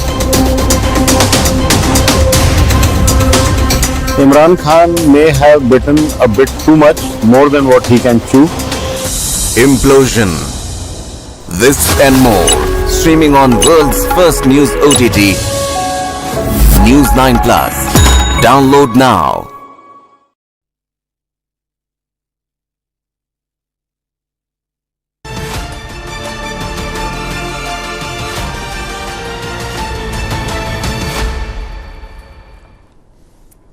Hello and welcome. You're watching News 9. I'm Shweta Kothari. We're bringing you stories from the world of business, policy and economy. Joining me in the studio is my colleague Karthik Malhotra. Karthik, good morning. Morning, Shweta. Are you feeling Monday blues? Oh, totally. Monday blues and lack of sleep. I think too much movie watching over the weekend, which is not doing you well. Is markets feeling Monday blues? Markets are fairly okay. Markets haven't woken up feeling too drowsy. I think markets are okay. More or less flat, a little down if you look at the indices. Right now, we opened a little bit in the red and right now we are all right actually. Sensex is at about 66,590, down about 100 points or so, just 0.1% on the Sensex. Nifty also similar, 0.14%, down just about 26 points, 19,718 right now. So what really happened was, Shweta, the winning streak that the market saw over the last 5 sessions up until Friday got broken on Friday. This again was on the back of the results season. Mixed sentiments there from the IT pack. Okay output from the FMCG side. But I think the big headline that the markets wanted to go after was the Reliance Industries results. And Reliance Industries came out okay. Again, I would say, nothing really spectacular, which is usually expected from Reliance. The Q1 results suggested that the oil to chemical business actually saw a decline, and that saw a quarterly decline on a year-to-year basis, but that was more than offset for by both Reliance Retail as well as the Jio Telecommunications. So Jio and Retail, the consumer-facing businesses, saw an uptick, but not as much on the oil business. The oil business saw, in fact, a decline of as much as 17.7%, and that resulted in the quarterly revenue decline from about 1,61,000 crore rupees to about 1,33,000 crore rupees. But this, like I mentioned, was more than offset by both telecom as well as retail. So again, mixed cues on Reliance this morning. When you look at the Reliance stock, it's down about 2% or so, down about 48 rupees right now, trading at under 2,500 levels. Now remember, this 2,500 also comes on the back of the demerger of the Geo Financial Services Limited, GFSL, which is going to get listed on the stock exchanges in a couple of months, is what was stated on Friday once the results of the oil to data conglomerate came out. So a little bit of demerger has weighed in on the stocks, down about 300 rupees or so when you look at last week's highs, and last week it had reached its record high, going up beyond 2,850 rupees. So down to about under 2,500 right now. But I think it's also exciting to look out for the earnings that are expected today, the results expected today, and overall the kind of action which we are seeing in stocks. So right now, this morning, the most traded stocks continue to be Reliance Industries, which I told you is down about 51 points. Suzlon Energy is also one of the traded stocks, but that's going up. It's up about one rupee or so. ICICI Bank, which again announced its results, this is the second largest lender in India, announced its results in line with market expectations on Friday, trading at about 995 right now as we speak. The earnings today, of course, the big wigs include IDBI Bank, Poonawalla FinCorp, TVS Motor. Shoppers Stop is going to come out with its results. I think let's see if Shoppers Stop and Reliance Retail have a sort of peer-to-peer comparison and both come out with better than street expectations on their results. Apart from this, we've got JK Tyre, we've got Mahindra Logistics, BASF India, which is a battery maker. So I think hopes will be high on BASF when we talk about the India EV battery story. I think battery stocks should be in focus today as well. And of course, the whole financial stock, including IDBI Bank, Poonawalla FinCorp, Federal Bank, PNB Housing Finance. These are some of the companies which are likely to announce their quarterly earnings today. All right, so all eyes are of course going to be on these companies which are going to announce their quarterly earnings today. Overall, I think many results coming in from the banking sector this afternoon. Interesting to watch out for Shoppers Stop, as you mentioned. We'll have some comparison there as to how the retail sector is doing and perhaps give us some sense of the consumption story as well. So we will keep tracking those details for you as and when they emerge. But another important story that we're tracking is by the way of IPOs. We're given to understand, although the first half was somewhat dry, the second half of the fiscal year will have IPOs worth 50,000 crore rupees. As many as 40 companies have already gotten a nod from SEBI, so they are expected to list. And 30 companies, I'm told, is still, of what I'm learning right now, are in the pipeline. That's a right. total of about 70 companies. That's IPOs right. worth 50,000 crore rupees up for grabs. Shares up for grabs for these companies. Totally, and I think IPO season just instills confidence at two levels. Number one, it shows that companies are bullish on retail participation to raise their own investments, right? Not dependent as much on other sources of income. Income, of course, I mean, business is going to draw in income, but in terms of valuation, in terms of investments, capital inflow, they're not really looking at other, other avenues, whether it is domestic or institutional investors coming in and flowing in the dollars or the rupees for them.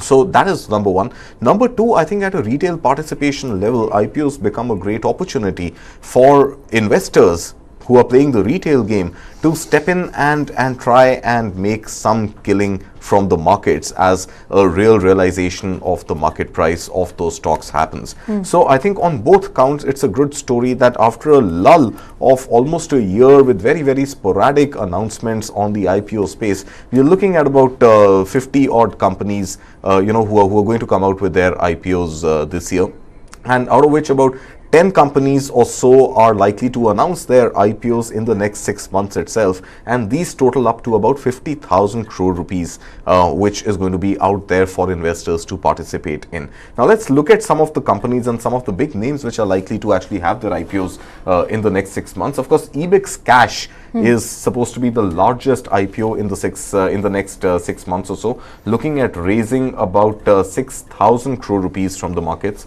followed by Tata Technologies at about 4,000 crore rupees. This is followed by Navi Technologies. This is Sachin Bansal's company into mutual funds, looking at raising about 3,350 crore rupees. Tata Play, Vikram Solar, Himani Industries, Concord Biotech. So across the board, if you look at these numbers, they are totaling to about 50,000 crore rupees or so. Not all the data is there on the screens right now. There are many more companies. We've taken the top 10 companies or so, which are likely to have their IPOs listed in the next 6 months. Overall, I think there is going to be some sort of a technology trend. Come to think of it, fintech to tech companies to solar companies to biotech. I'm assuming Concord is into pharmaceuticals. That's right. Pharmaceuticals. So a good mix. Good mix, and again, I think the flavor right now stems from the fact that fintech is going to be one of the flavors of the season. In addition to that, technology in itself, Tata Tech is going to list and Tata Play is going to list as well. These are two companies from the Tata stable which are going to release their IPOs in the next 6 months. And Tata Play is at an interesting juncture right now because we've seen the kind of decline in DTH driven consumption, and Tata Play happens to have its core business in distribution. And in addition to that, Tata Play Broadband being the telco that or the ISP distributor that Tata has become. So I think Tata Play is another interesting story to watch out for, given all the disruptions which are happening in the distribution side of content. And that game has largely been overtaken in a great measure by OTT platforms. And therein an opportunity for a company like Tata Play to get money from the market, I think is going to be a difficult one, because long-term prospects of the core business of Tata Play seem to be in question right now. But that is coupled, of course, with Tata Broadband, Tata Play Broadband, which is a pure play ISP internet service provider, which is going to ride the same OTT wave, which is disrupting its traditional business of direct-to-home, television satellite connections. So I think that is going to be an interesting play, and the fact that Tata also looking at raising money for this next wave of growth and innovation in internet penetration on account of retail participation and market-linked investments rather than raising money from the parent company. So I think an interesting trend is going to play out when we look at the Tata Play listing and see what is the kind of money it's been able to raise from the market, because to my mind it's going to be a difficult one, and it doesn't seem like there is going to be too much interest in a company which is traditionally a direct-to-home satellite connection provider. So I think it'll have to focus squarely on its broadband business, on its ISP business, and that needs to be the vision told to prospective retail investors. All right, so those companies that you can see on your screens at this point in time are some of the companies that will be going for their IPOs later in later part of this year. IPOs amounting to 50,000 crore rupees. 40 companies seem to have received a nod from SEBI. 30 more are in line, so a total of 70 companies vying for public shareholding in months to come. But shifting focus now to another important story, Karthik, we continue to track, and that is with respect to the aviation sector. Go First has received a conditional nod from DGCA to start operating very, very soon. Now, on top of that, it's double good news for Go First, because Pratt & Whitney has also supplied 2 engines, which means that there will be more flight or more aircraft that will be made operational very, very soon. 1 more aircraft, 2 engines, so 1 engine under each wing means 1 aircraft is going to. But on top of that, which is also interesting, is the Singapore Arbitration Centre has now told Pratt & Whitney to supply 5 engines per month. That's right. So that's an addition starting of August, 5. another 5 engines, and therein at least 5 engines every month going forward. Right now, I think Go First is also at those crossroads between the taxiway and the runway, hoping for some sort of a clearance to take off. And that clearance has come in way of the resolution professional being granted a DGCA nod, except that we don't have the dates yet. Now, this has also gone through over the last 3 months multiple iterations, and those iterations stem from, of course, 3rd of May when the aircraft fleet was grounded completely, to multiple resolution plans, interim plans being being sent out for approval, and then revisions on account of audit. I think the biggest challenge that Go First is facing right now is a pilot shortage. So there isn't enough manpower available for Go First to operate with the 27 serviceable aircraft right now. You remember the original plan that was given was to fly with 27 aircraft. But then when the DGCA audit was conducted, it was found that perhaps no more than 14 aircraft would actually be in a fly-worthy condition given the pilot shortage. And now add these 2 new engines which have arrived from Pratt & Whitney, maybe 15 aircraft, and that's about the only strength of pilots available for Go First also right now to fly about 114 odd routes which have been committed to. So I think every month, in addition to the engines arriving and more aircraft getting fly worthy, I think Go First also has a very important task up its hand right now to recruit more and more pilots, and that is going to over time take this 15 number to at least 27, 28, which is as many as serviceable aircraft right now, which is actually just 50% of its total 54 aircraft which continue to be unserviceable. 50% is about 27 aircraft which are likely to be serviceable, and another 27 yet to receive the spares. So overall, Go First will be able to resume operations, except it might not be doing sectors like Leh and other high altitude sectors, but rather focus more on the Delhi, Bombay, Pune, Bangalore, those sectors which attract more traffic and will eventually help the aircraft actually start getting some revenues. Remember also that this was holiday season which got missed by Go First. Bang in the middle of, or the starting of the holiday season, 3rd May onwards, for the entire summer vacation season, the aircrafts continue to be grounded. So no movement and a peak traffic moment in the year has got completely missed. And now Go First is hoping that at least once it starts operations again, every month, trickle by trickle, some revenue will start flowing its way. And hopefully will be start operational by next holiday season, which is in the month of November and December. We don't know a timeline just as yet, which is another problem, because we know that this is a conditional nod. Something very interesting you pointed out is what DGCA observed, and that is lack of trained staff, which means that Go First could be hiring very soon for people who are out there. I think this is good news for trained pilots that DGCA is expected. Thank you so much, Karthik. DGCA is Go First, I beg your pardon, is expected to start hiring very soon. There is of course issues with spare parts, with refunds. All of that will have to be mitigated. All the existing issues that Go First had prior to grounding operations will have to be mitigated before Go First can take back to skies. But I'm assuming a good time to start flying would be by end of this year. I hope so, but again, there are other challenges also. It already has 6,000 crore rupees outstanding as loans, and add to that another 500 odd crore rupees which have come in through the 4 main creditors, the committee of creditors which which are primarily the banks. They've approved another 500 crore rupees which have been infused into the airline, again on account of these spares being brought back to India, overall hiring to begin, fuel expenses, all of that. Remember, the airline has made not a trickle of revenue in the last 3 months. So by the time it actually becomes operational, it would be perhaps 5 months, 6 months or so before any single drop of revenue would have come in.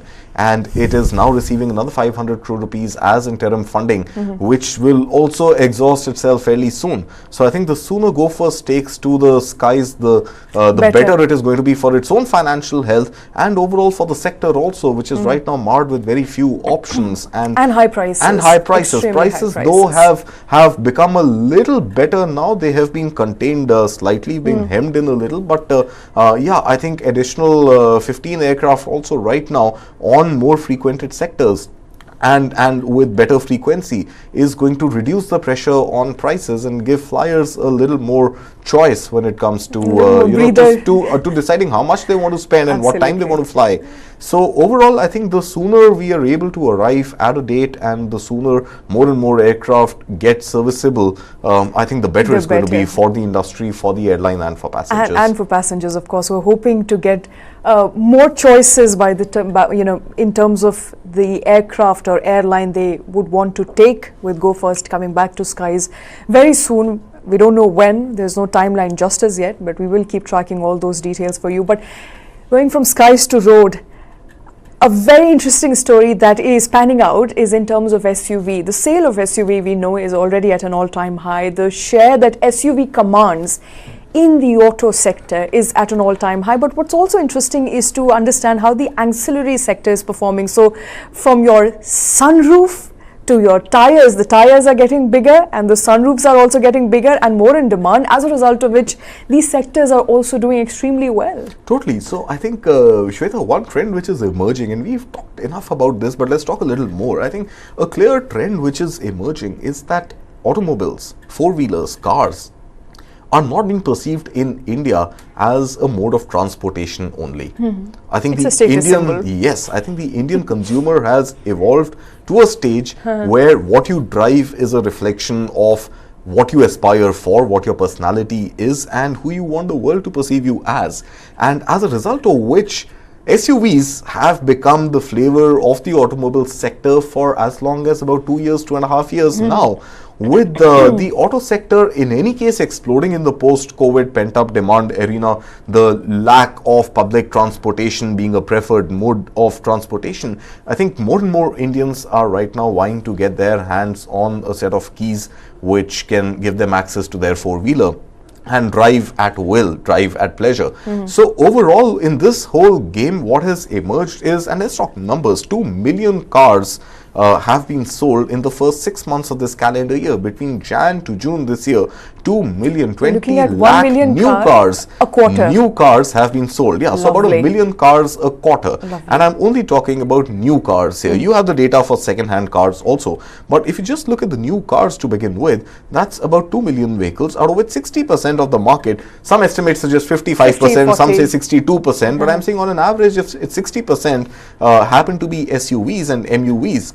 This means, or MPVs as they're called, this means about 6 out of 10 or 1.2 million out of 2 million vehicles sold in India in the last 6 months happen to be these beautiful big vehicles. Now these vehicles, of course, with them also have obvious requirements of ground clearance, which mean bigger wheels. They are heavier, wider vehicles, so they require a wider wheelbase. So overall, the rims that go into automobiles and the size of the tires that get fitted become obviously much bigger. So the tire industry is selling more rubber, the steel industry is selling more alloy, and overall this little aspiration of Indian drivers is not just giving a fillip to automakers, but the entire ancillary industry that you spoke about, which means bigger tires getting sold, which means more alloy being sold, which is obviously better for the suppliers of these components. So the ancillary industry gets a very, very indirect but beautiful fillip thanks to more Indians buying SUVs. And now you spoke about sunroofs. 1 out of every 4 cars sold in India has been a version with a sunroof. And sunroof cars, like SUVs, are not cheap to buy. So the delta between, let's say, the top model which has a sunroof and the next model below it which does not have a sunroof is at least lakh and a half rupees.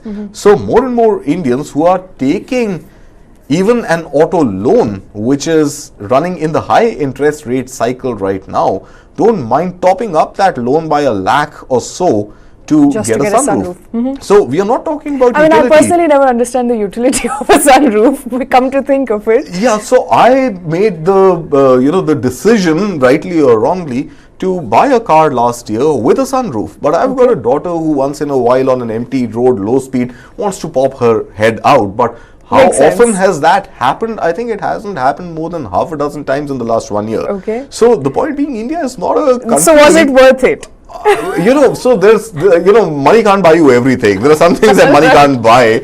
Not that I use the MasterCard to pay for the car, but there are some things money can't buy, and you just go for them because you feel that, hey, you're spending so much money, another lakh, okay, let's do it for the joy, let's do it for the pleasure. And that was my reasoning, but I think there are enough people who do like to use the sunroof. But I think India as a whole, Delhi NCR specifically, does not give you an environment or a climate conducive for sunroofs. Exactly, anyway. I was coming to that. You have plenty of rainfall, you have plenty of sunshine. The last thing you need is to witness all of that. And when it's cold, it freezes you over. Right? Absolutely. So you don't get more than maybe 10 days in a 10, year. 15 days. 10, 15, and then there's pollution, right? So you don't get more than 10, 15 days in a year, at least in North India, in Delhi, NCR and around, for you to be able to use your sunroof. But I think people don't mind right now paying that additional delta to get the sunroof to exploit those 10-15 days in a year where they can pop their heads out. Absolutely. So that again has the reinforced glass industry getting better orders from the automobile sector. And I like the way Times of India had written it. So the sunroof is enabling Indians to break the glass ceiling, and the glass ceiling is technically a glass ceiling, and there's also a class associated with it. Absolutely. So glass and class both being reflected in the arrival of sunroofs as a revolution in 25% of cars sold in India. And that typically has been the Indian way of doing things, which essentially is that you aspire for more and more Indians, as you can rightly see, are opting for a glass ceiling, or rather trying to break the glass ceiling by having a glass panel at the top of their vehicles. Sunroof is becoming more and more common. We are given to understand every 1 out of 4 vehicles today has a sunroof that people are hoping to buy on or latch on to. But moving on to another important, and since we continue to talk about cars and vehicles, another interesting story would that be of Tesla, if and when it enters India. If we can afford it at all in the next 10 years or so. But Government of India is firm. Tesla is not going to have it easy. No special treatment for Elon Musk just because your Elon Musk doesn't come barging to India saying that or hoping that we'll give you some sort of special treatment. We have a PLI scheme. You can continue to make use of that. But on top of that, Tesla is not getting anything. And I think for once the government has been very consistent with its stance, with its policy. Let's see how long it continues to be consistent, because let's also understand that Tesla coming into India, Tesla setting up a manufacturing plant in India does a lot for India. Number one, I think it gives confidence to a number of other international big, not just automakers, but big brands globally to look at India more seriously. And they are already looking at India, with a great sense of respect, rather than a sense of, where is India on the world map 20 years ago. So right now, India is at that opportune moment. It is at that threshold, at that cusp, where the world is taking India seriously. And more brands, more and more maverick personalities like Elon Musk wanting to come and set up shop in India is going to do wonders for India's overall global ambitions and India's overall story about being pro-business and being pro-industry, and of course, which is also going to result in direct job creation, employment, contribution by way of GST, etc., back to Government of India and its coffers. But I think there is also need to stay firm and stay consistent that we don't want to appreciate a scenario where Tesla is given a rebate on custom duties, but other car makers are not. Right. Yes. Similarly, you don't want to be in a situation that Elon Musk makes his Tesla cars in China and imports them and sells them to India with the import duty also added on. So we are saying that come make in India, avail of the performance-linked investments, the PLI scheme, which is available for automakers, which is available for the ACC battery makers. Avail of the existing principles of the prevailing schemes and incentives. Come and fight in the level playing field, no special treatment for you, and come make in India, sell in India. So in that sense, we are willing to roll out the red carpet, but we are not really ready to bend over backwards and say that, come, we are going to open the gates of, of inclusion for you and come and exploit them. So I think overall India has been firm, which is good. But I think we should also look at the fact that what are the kind of commitments that Mr. Elon Musk wants to make in India. So even if there is going to be some sort of a negotiation underway later on, juxtapose that with the kind of investment which is likely to be made, the kind of employment which is likely to get generated, and the kind of fillip it'll give to the EV industry, which right now is faltering. We haven't yet been able to come out with a very, very clear, concise EV policy, because there is PLI and there is also FAME subsidy for electric vehicles, which will get extended to electric four-wheelers also, hopefully, if FAME 3 rolls out anytime soon.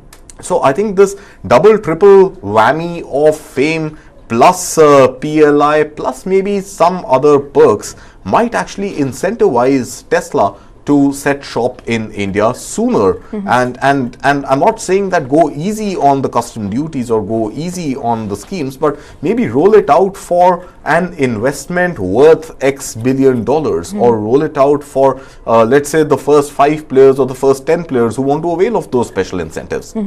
So policy, while there is need for consistency, I think can be broad based for a sector which requires an immediate push, and I feel electric vehicles is one of those sectors right now which needs competition, which needs a creation of a large vendor base, and it needs a lot of technology to come into India and a lot of skill development, which is likely to happen if EV plants of global repute are to come and set up shop in India. So I think overall it's good that the government is being firm, but I think a little bit of flexibility, not for Elon Musk, not for brand Tesla, but for the EV story to take off in India. Maybe open it up for the first 5 players, or open it up for the first 100,000 crore rupees worth of investments that will come into the sector, and then take it from there step by step. Right, and just to apprise our viewers of what has happened so far, the timeline in which Tesla stories moved into India, for far too long Tesla was obviously hoping to bend the rules, come to India and negotiate on the custom duty. That did not happen. The government clearly said no, it's not going to happen. And of course, it wouldn't be fair on the existing players in India, EV makers, your Tata to Mahindra.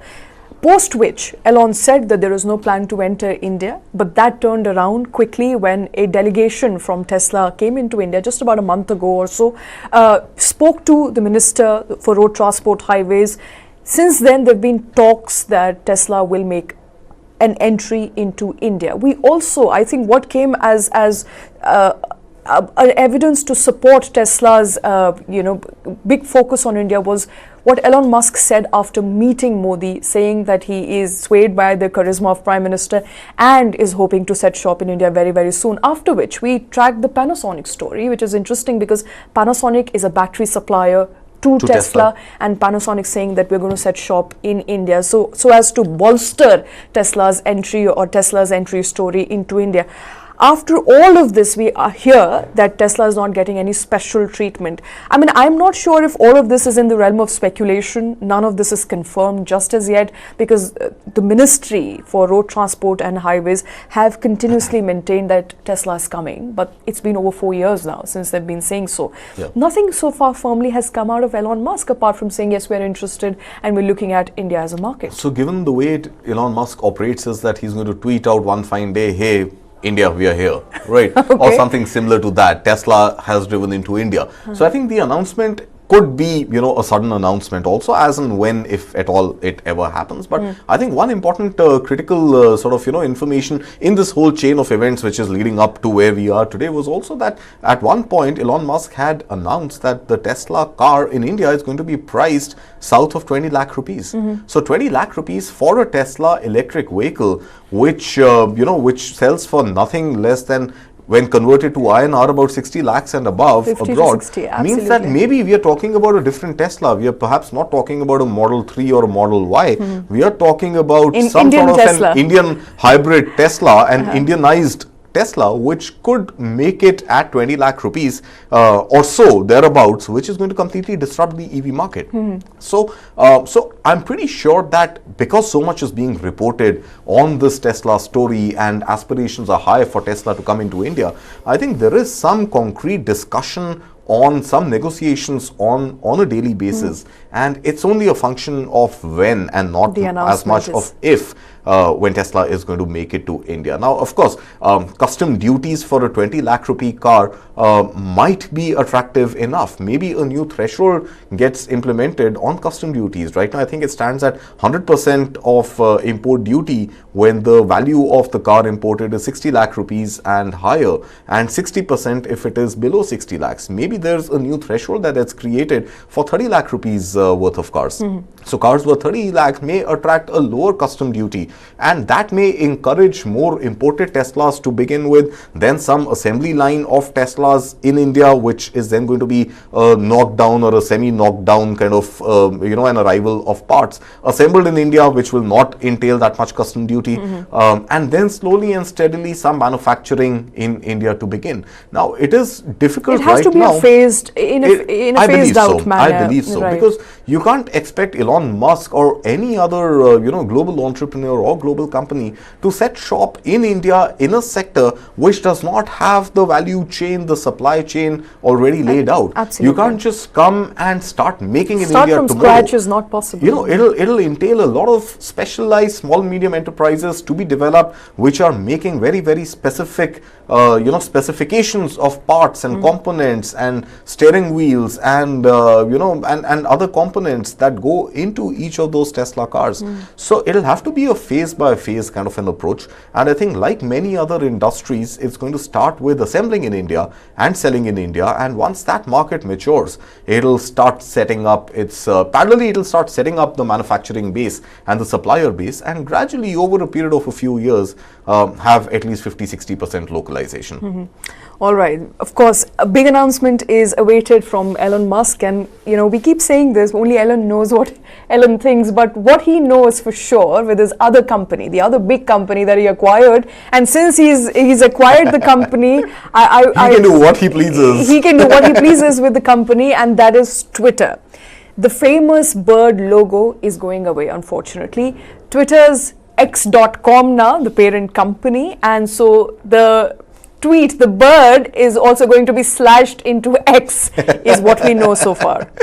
Yes, and this again comes by way of a tweet by Elon Musk, where so that's the tweet, X, right? So X is what he said, and I think he wants to put the poor little blue bird, which I think a lot of us have grown up associating with the brand Twitter. Tweet? I wonder, or would you X? No, it wouldn't be tweet. Remember when Kuno came out in India, Kuno said that you're not going to tweet on the Kuno platform, you're going to Kuno. Right? So I don't think we're going to tweet on Twitter anymore, we're going to express.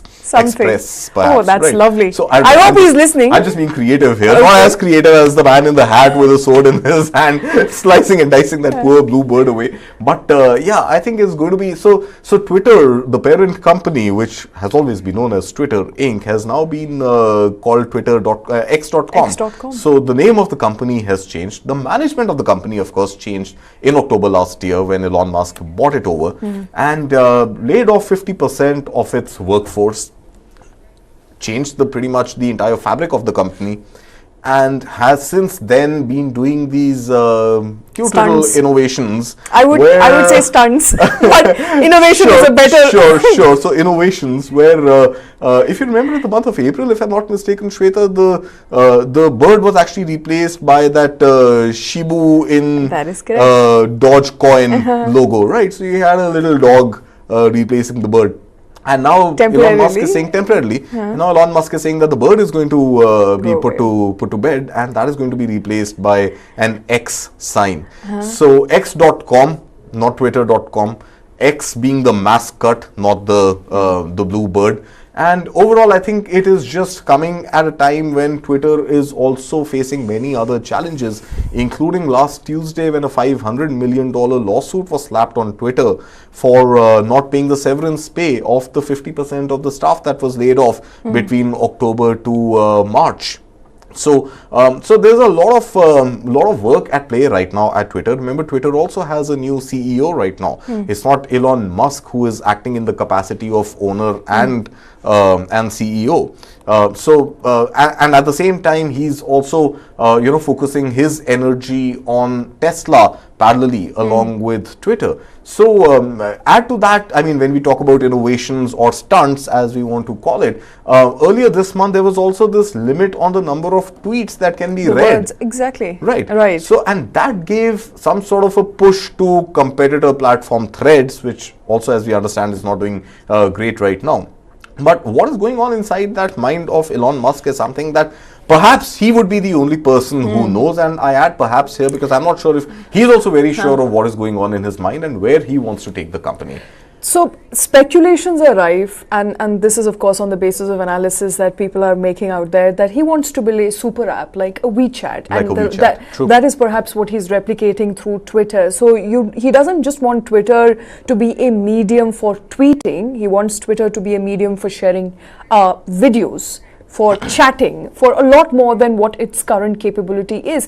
My only concern perhaps is this comes at a time when Twitter's fortunes are already dwindling, advertising revenue are at an all-time low. He hired a new CEO, as you mentioned, Linda Yaccarino. That's right. And I'm not sure if she's actually been put to use, because he seems to be still taking charge and making all the decisions. That's right. So I think you can't really take away his intuitive and intrusive nature.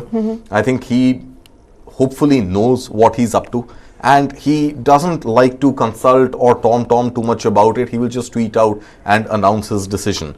Now, I think what is also interesting is that Twitter standalone or social media standalone, has always found it difficult to make money. And he's tweeted himself over the weekend, if I remember right, Shweta, that who knows the internet really. And I think it alludes to the fact that even he himself, Elon Musk himself, is not sure about what is the power of the internet that can be unleashed to make money, to make revenue. And Twitter standalone has not been able to make too much revenue of advertising, unlike Facebook, unlike Instagram, unlike YouTube, which make a lot of money just by way of advertising. So I think one of the stunts or innovations was to pay for the blue tick. So has that been able to bring in revenue? We don't know, because he took the company off the markets when he bought it. So we don't have the final public disclosure of the financials of Twitter.com or X.com as it is called now, to be able to understand what is the kind of revenue that Twitter has made between October and now. And therein does there stand a good case to build a super app which will have fangs into many different avenues, including perhaps a calling feature, including perhaps another version of stories which got discontinued, or another version of of adding other product features which can become revenue drivers for the organization. So Facebook has been able to do that beautifully. Facebook also has something called the Facebook Marketplace.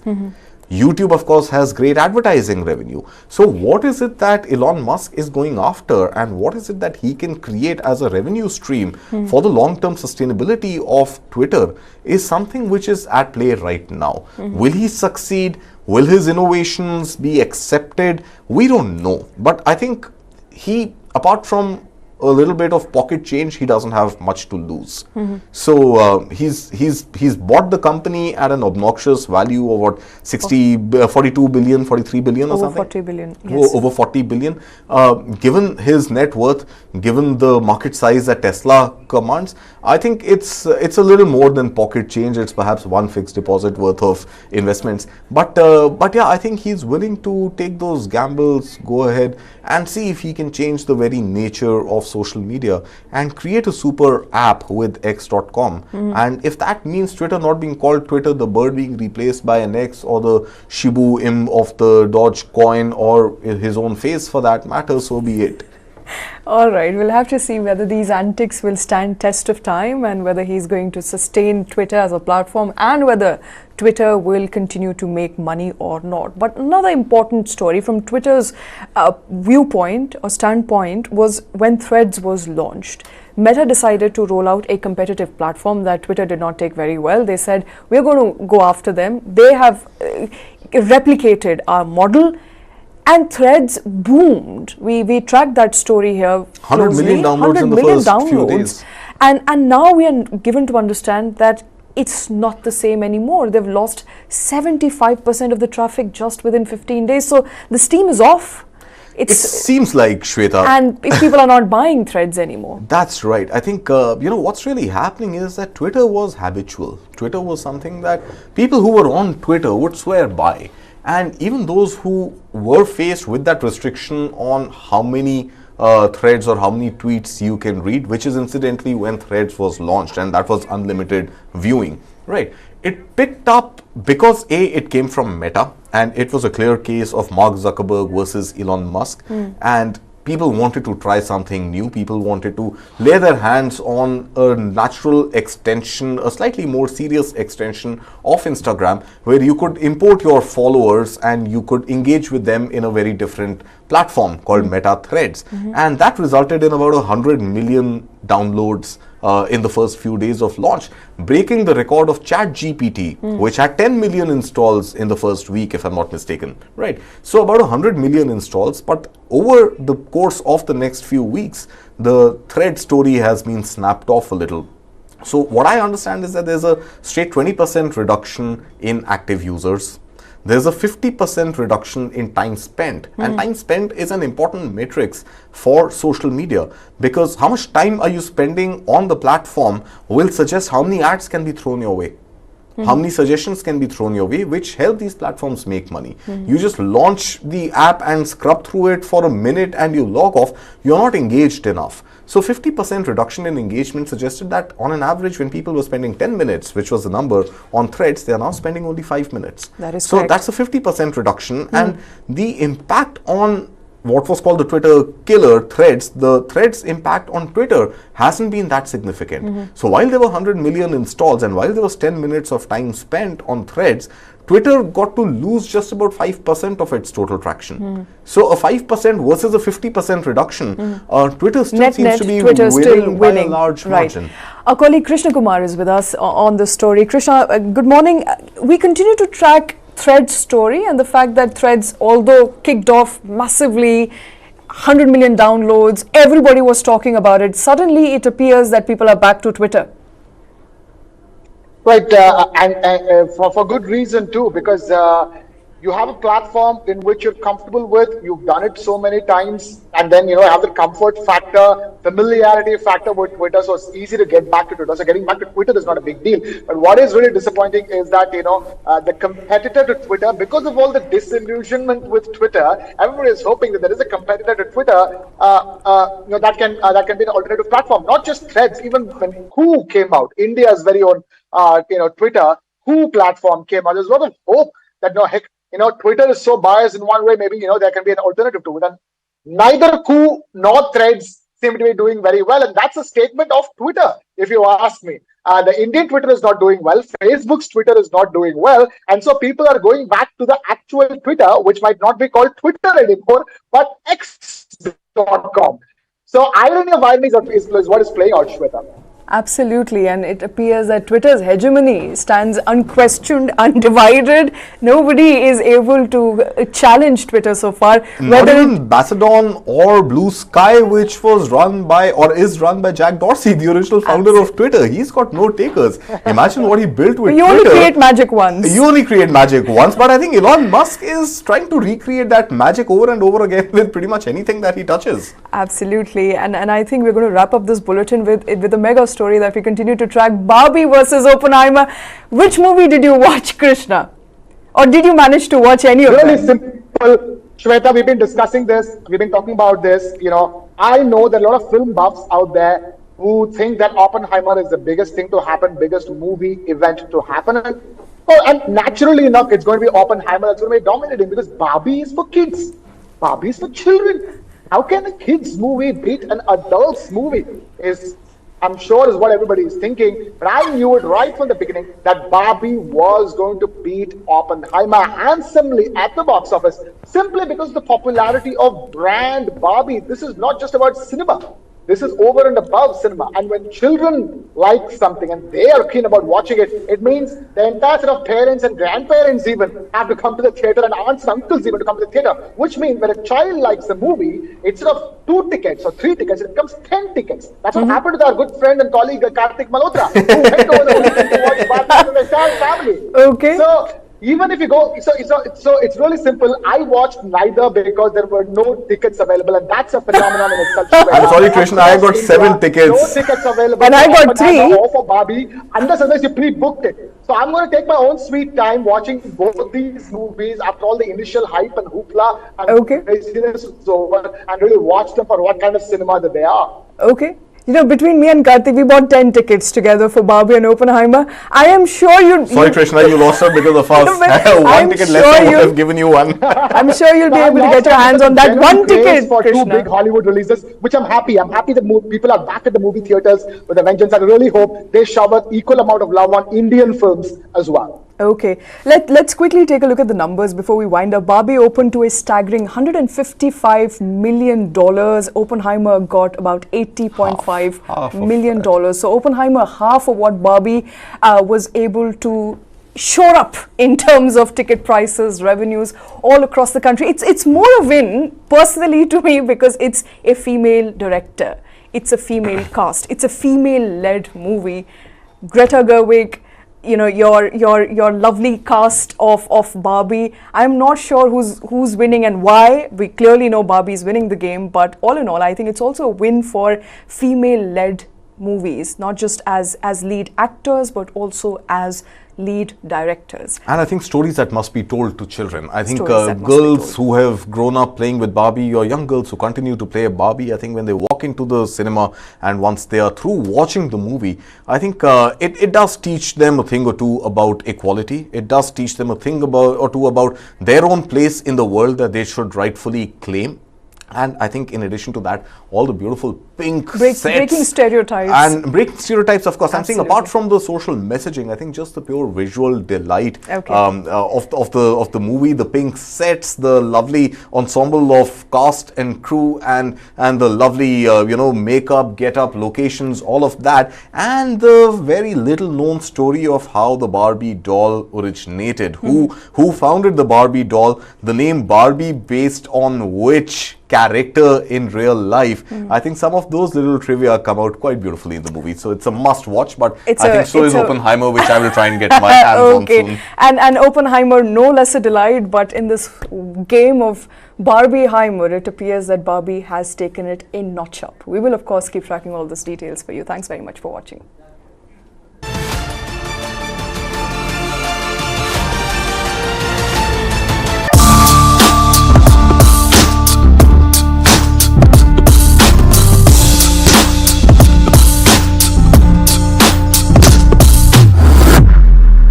Engineering कर रहे हैं क्योंकि सभी लोग कर रहे हैं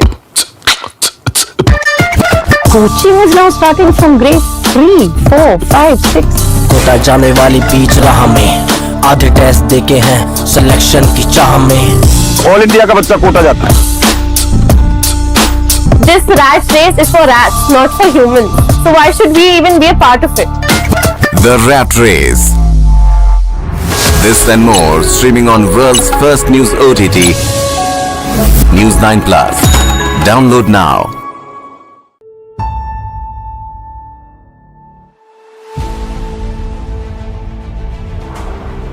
We have promised that we will decarbonize our economy.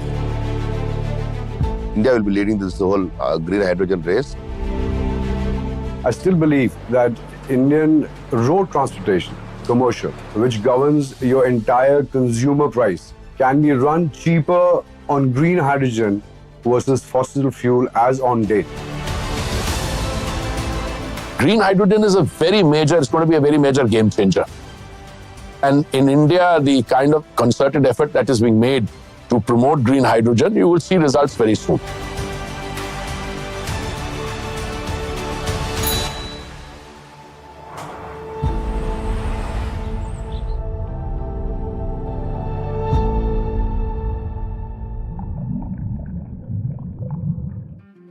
Climate के क्षेत्र में क्वांटम जंप देने वाला है वो है ग्रीन हाइड्रोजन का क्षेत्र।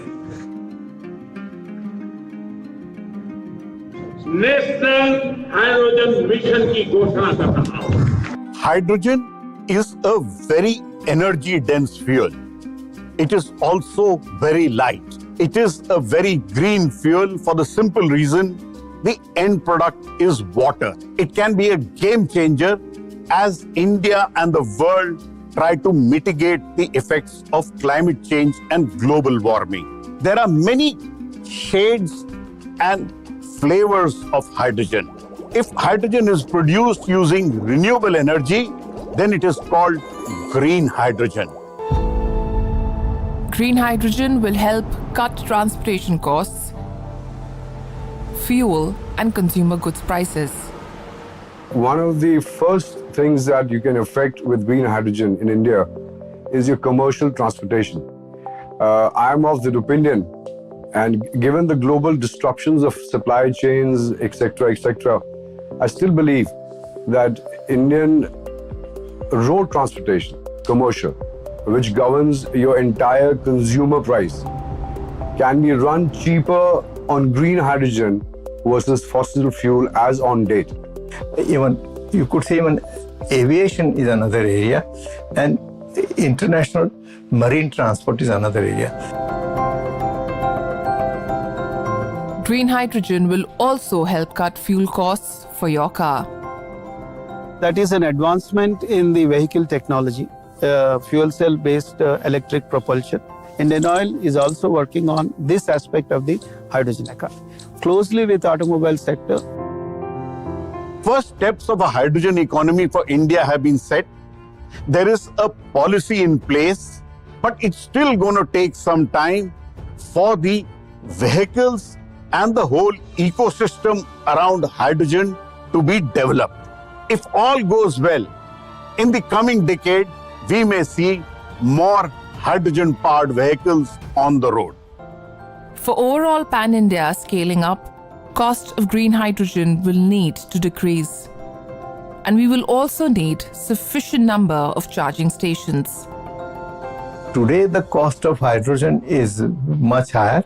It's maybe green hydrogen is $6-7 per kilogram of hydrogen.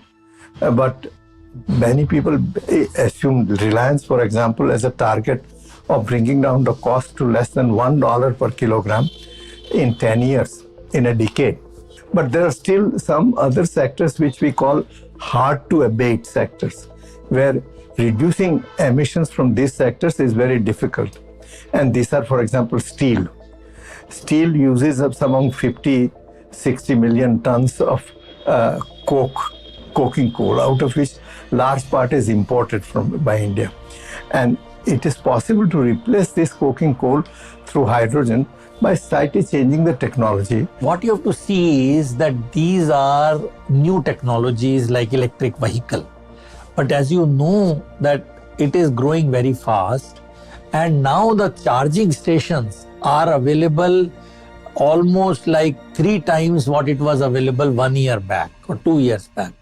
But look at the complete life cycle thing. So once you analyze that, then you will realize that the initial cost is really not that high, but something which is completely ignored, and I thought we should point out, is the health cost of the pollution. There's a great opportunity in India, given that we have an Himalayan terrain with lots of hydros, and again Deccan Plateau, which can help us to do in a large scale wind, and Southern Peninsula with wind and solars. Integrating with them, we have one grid, one nation, which enables us towards producing renewables across the country. And it enables us to have an lowest cost round-the-clock renewables available to India, which will enable us to quickly decarbonize our industries and help us to produce a lot more hydrogen. We have promised that we will decarbonize our economy. And we have promised that we will eliminate the fossil fuel import by 2047, and we will achieve net zero by 2070. Now, all this cannot be done without green hydrogen. I think what the Niti Aayog's paper, for example, says that by 2050, some 95% of the hydrogen would be green hydrogen. And we can have a significant increase in hydrogen consumption by that time. And if you want to have the 2070 as your net zero target, then obviously you need to worry about getting this as soon as possible off the ground. Today, our capacity for non-fossil renewable energy is about 170 gigawatt, and about 80 gigawatt is under construction. So it means that very soon we will have about 250 gigawatt on non-fossil renewable energy. Now, by 2030, I think it will go to 500 gigawatt, which is our target. Now, for green hydrogen, as you know, we need non-fossil renewable energy, and 1 metric ton of green hydrogen requires about 20 gigawatt of renewable energy. So that's the requirement. Our Honorable Prime Minister has promised that it will be like 5 million metric ton of green hydrogen by 2030. So if you look at the green hydrogen usage, be it in mobility using fuel cell, be it in green steel, be it in green methanol, be it in fertilizers where you can put green ammonia, which will be used to make green urea. I mean, I hope you know that India imports 30% of our urea consumption. According to Niti Aayog, India is also looking at exporting green hydrogen. Green hydrogen in the Indian context, I would say, is a boon. If globally India is being looked at as a future fuel exporter, that is being hedged upon the development of green hydrogen and green fuel. In the hydrogen economy, we are working on all the 4 important levers of hydrogen economy, starting from production pathways to storage, to transportation, and finally the application. The Greenco Group is one of several private players backing green hydrogen. We are hoping to implement green hydrogen derivatives like ammonia and so on forth. We are setting up our first ammonia plant in Himachal, which will be commissioning by late 2023 or early 24. And second plant, we are trying to build at East Coast and at a place called Kakinada with a capacity of over 1 million tons per annum, which will be commissionable by 24-25. Getting hydrogen, clean hydrogen is not easy. Transporting green hydrogen is not easy. Using green hydrogen is not easy. Everything green looks nice, but always getting that is tough.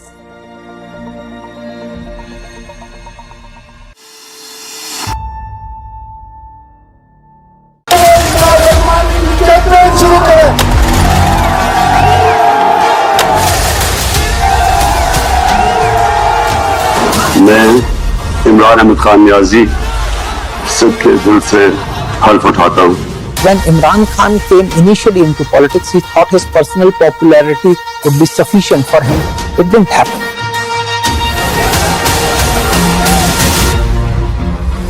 The retired military generals are openly saying that Imran Khan is a better choice. Imran Khan may have bitten a bit too much, more than what he can chew. Implosion. This and more, streaming on world's first news OTT, News 9 Plus. Download now. China won't let us rest easy on our borders, but they will keep flooding our markets. What does Xi Jinping really want? I think he wants the Indian market, no doubt about it.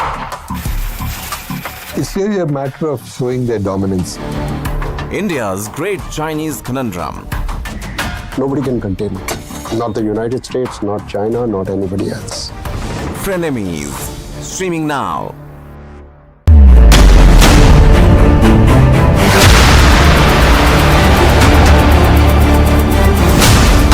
BrahMos. Stealthy, lethal, precise. It flies at 3 times the speed of sound and cuts through a warship like a hot knife through butter. China's navy has threatened its neighbors, and they are turning to the BrahMos for protection. The warship killer. This and more streaming on world's first news OTT, News 9 Plus. Download now.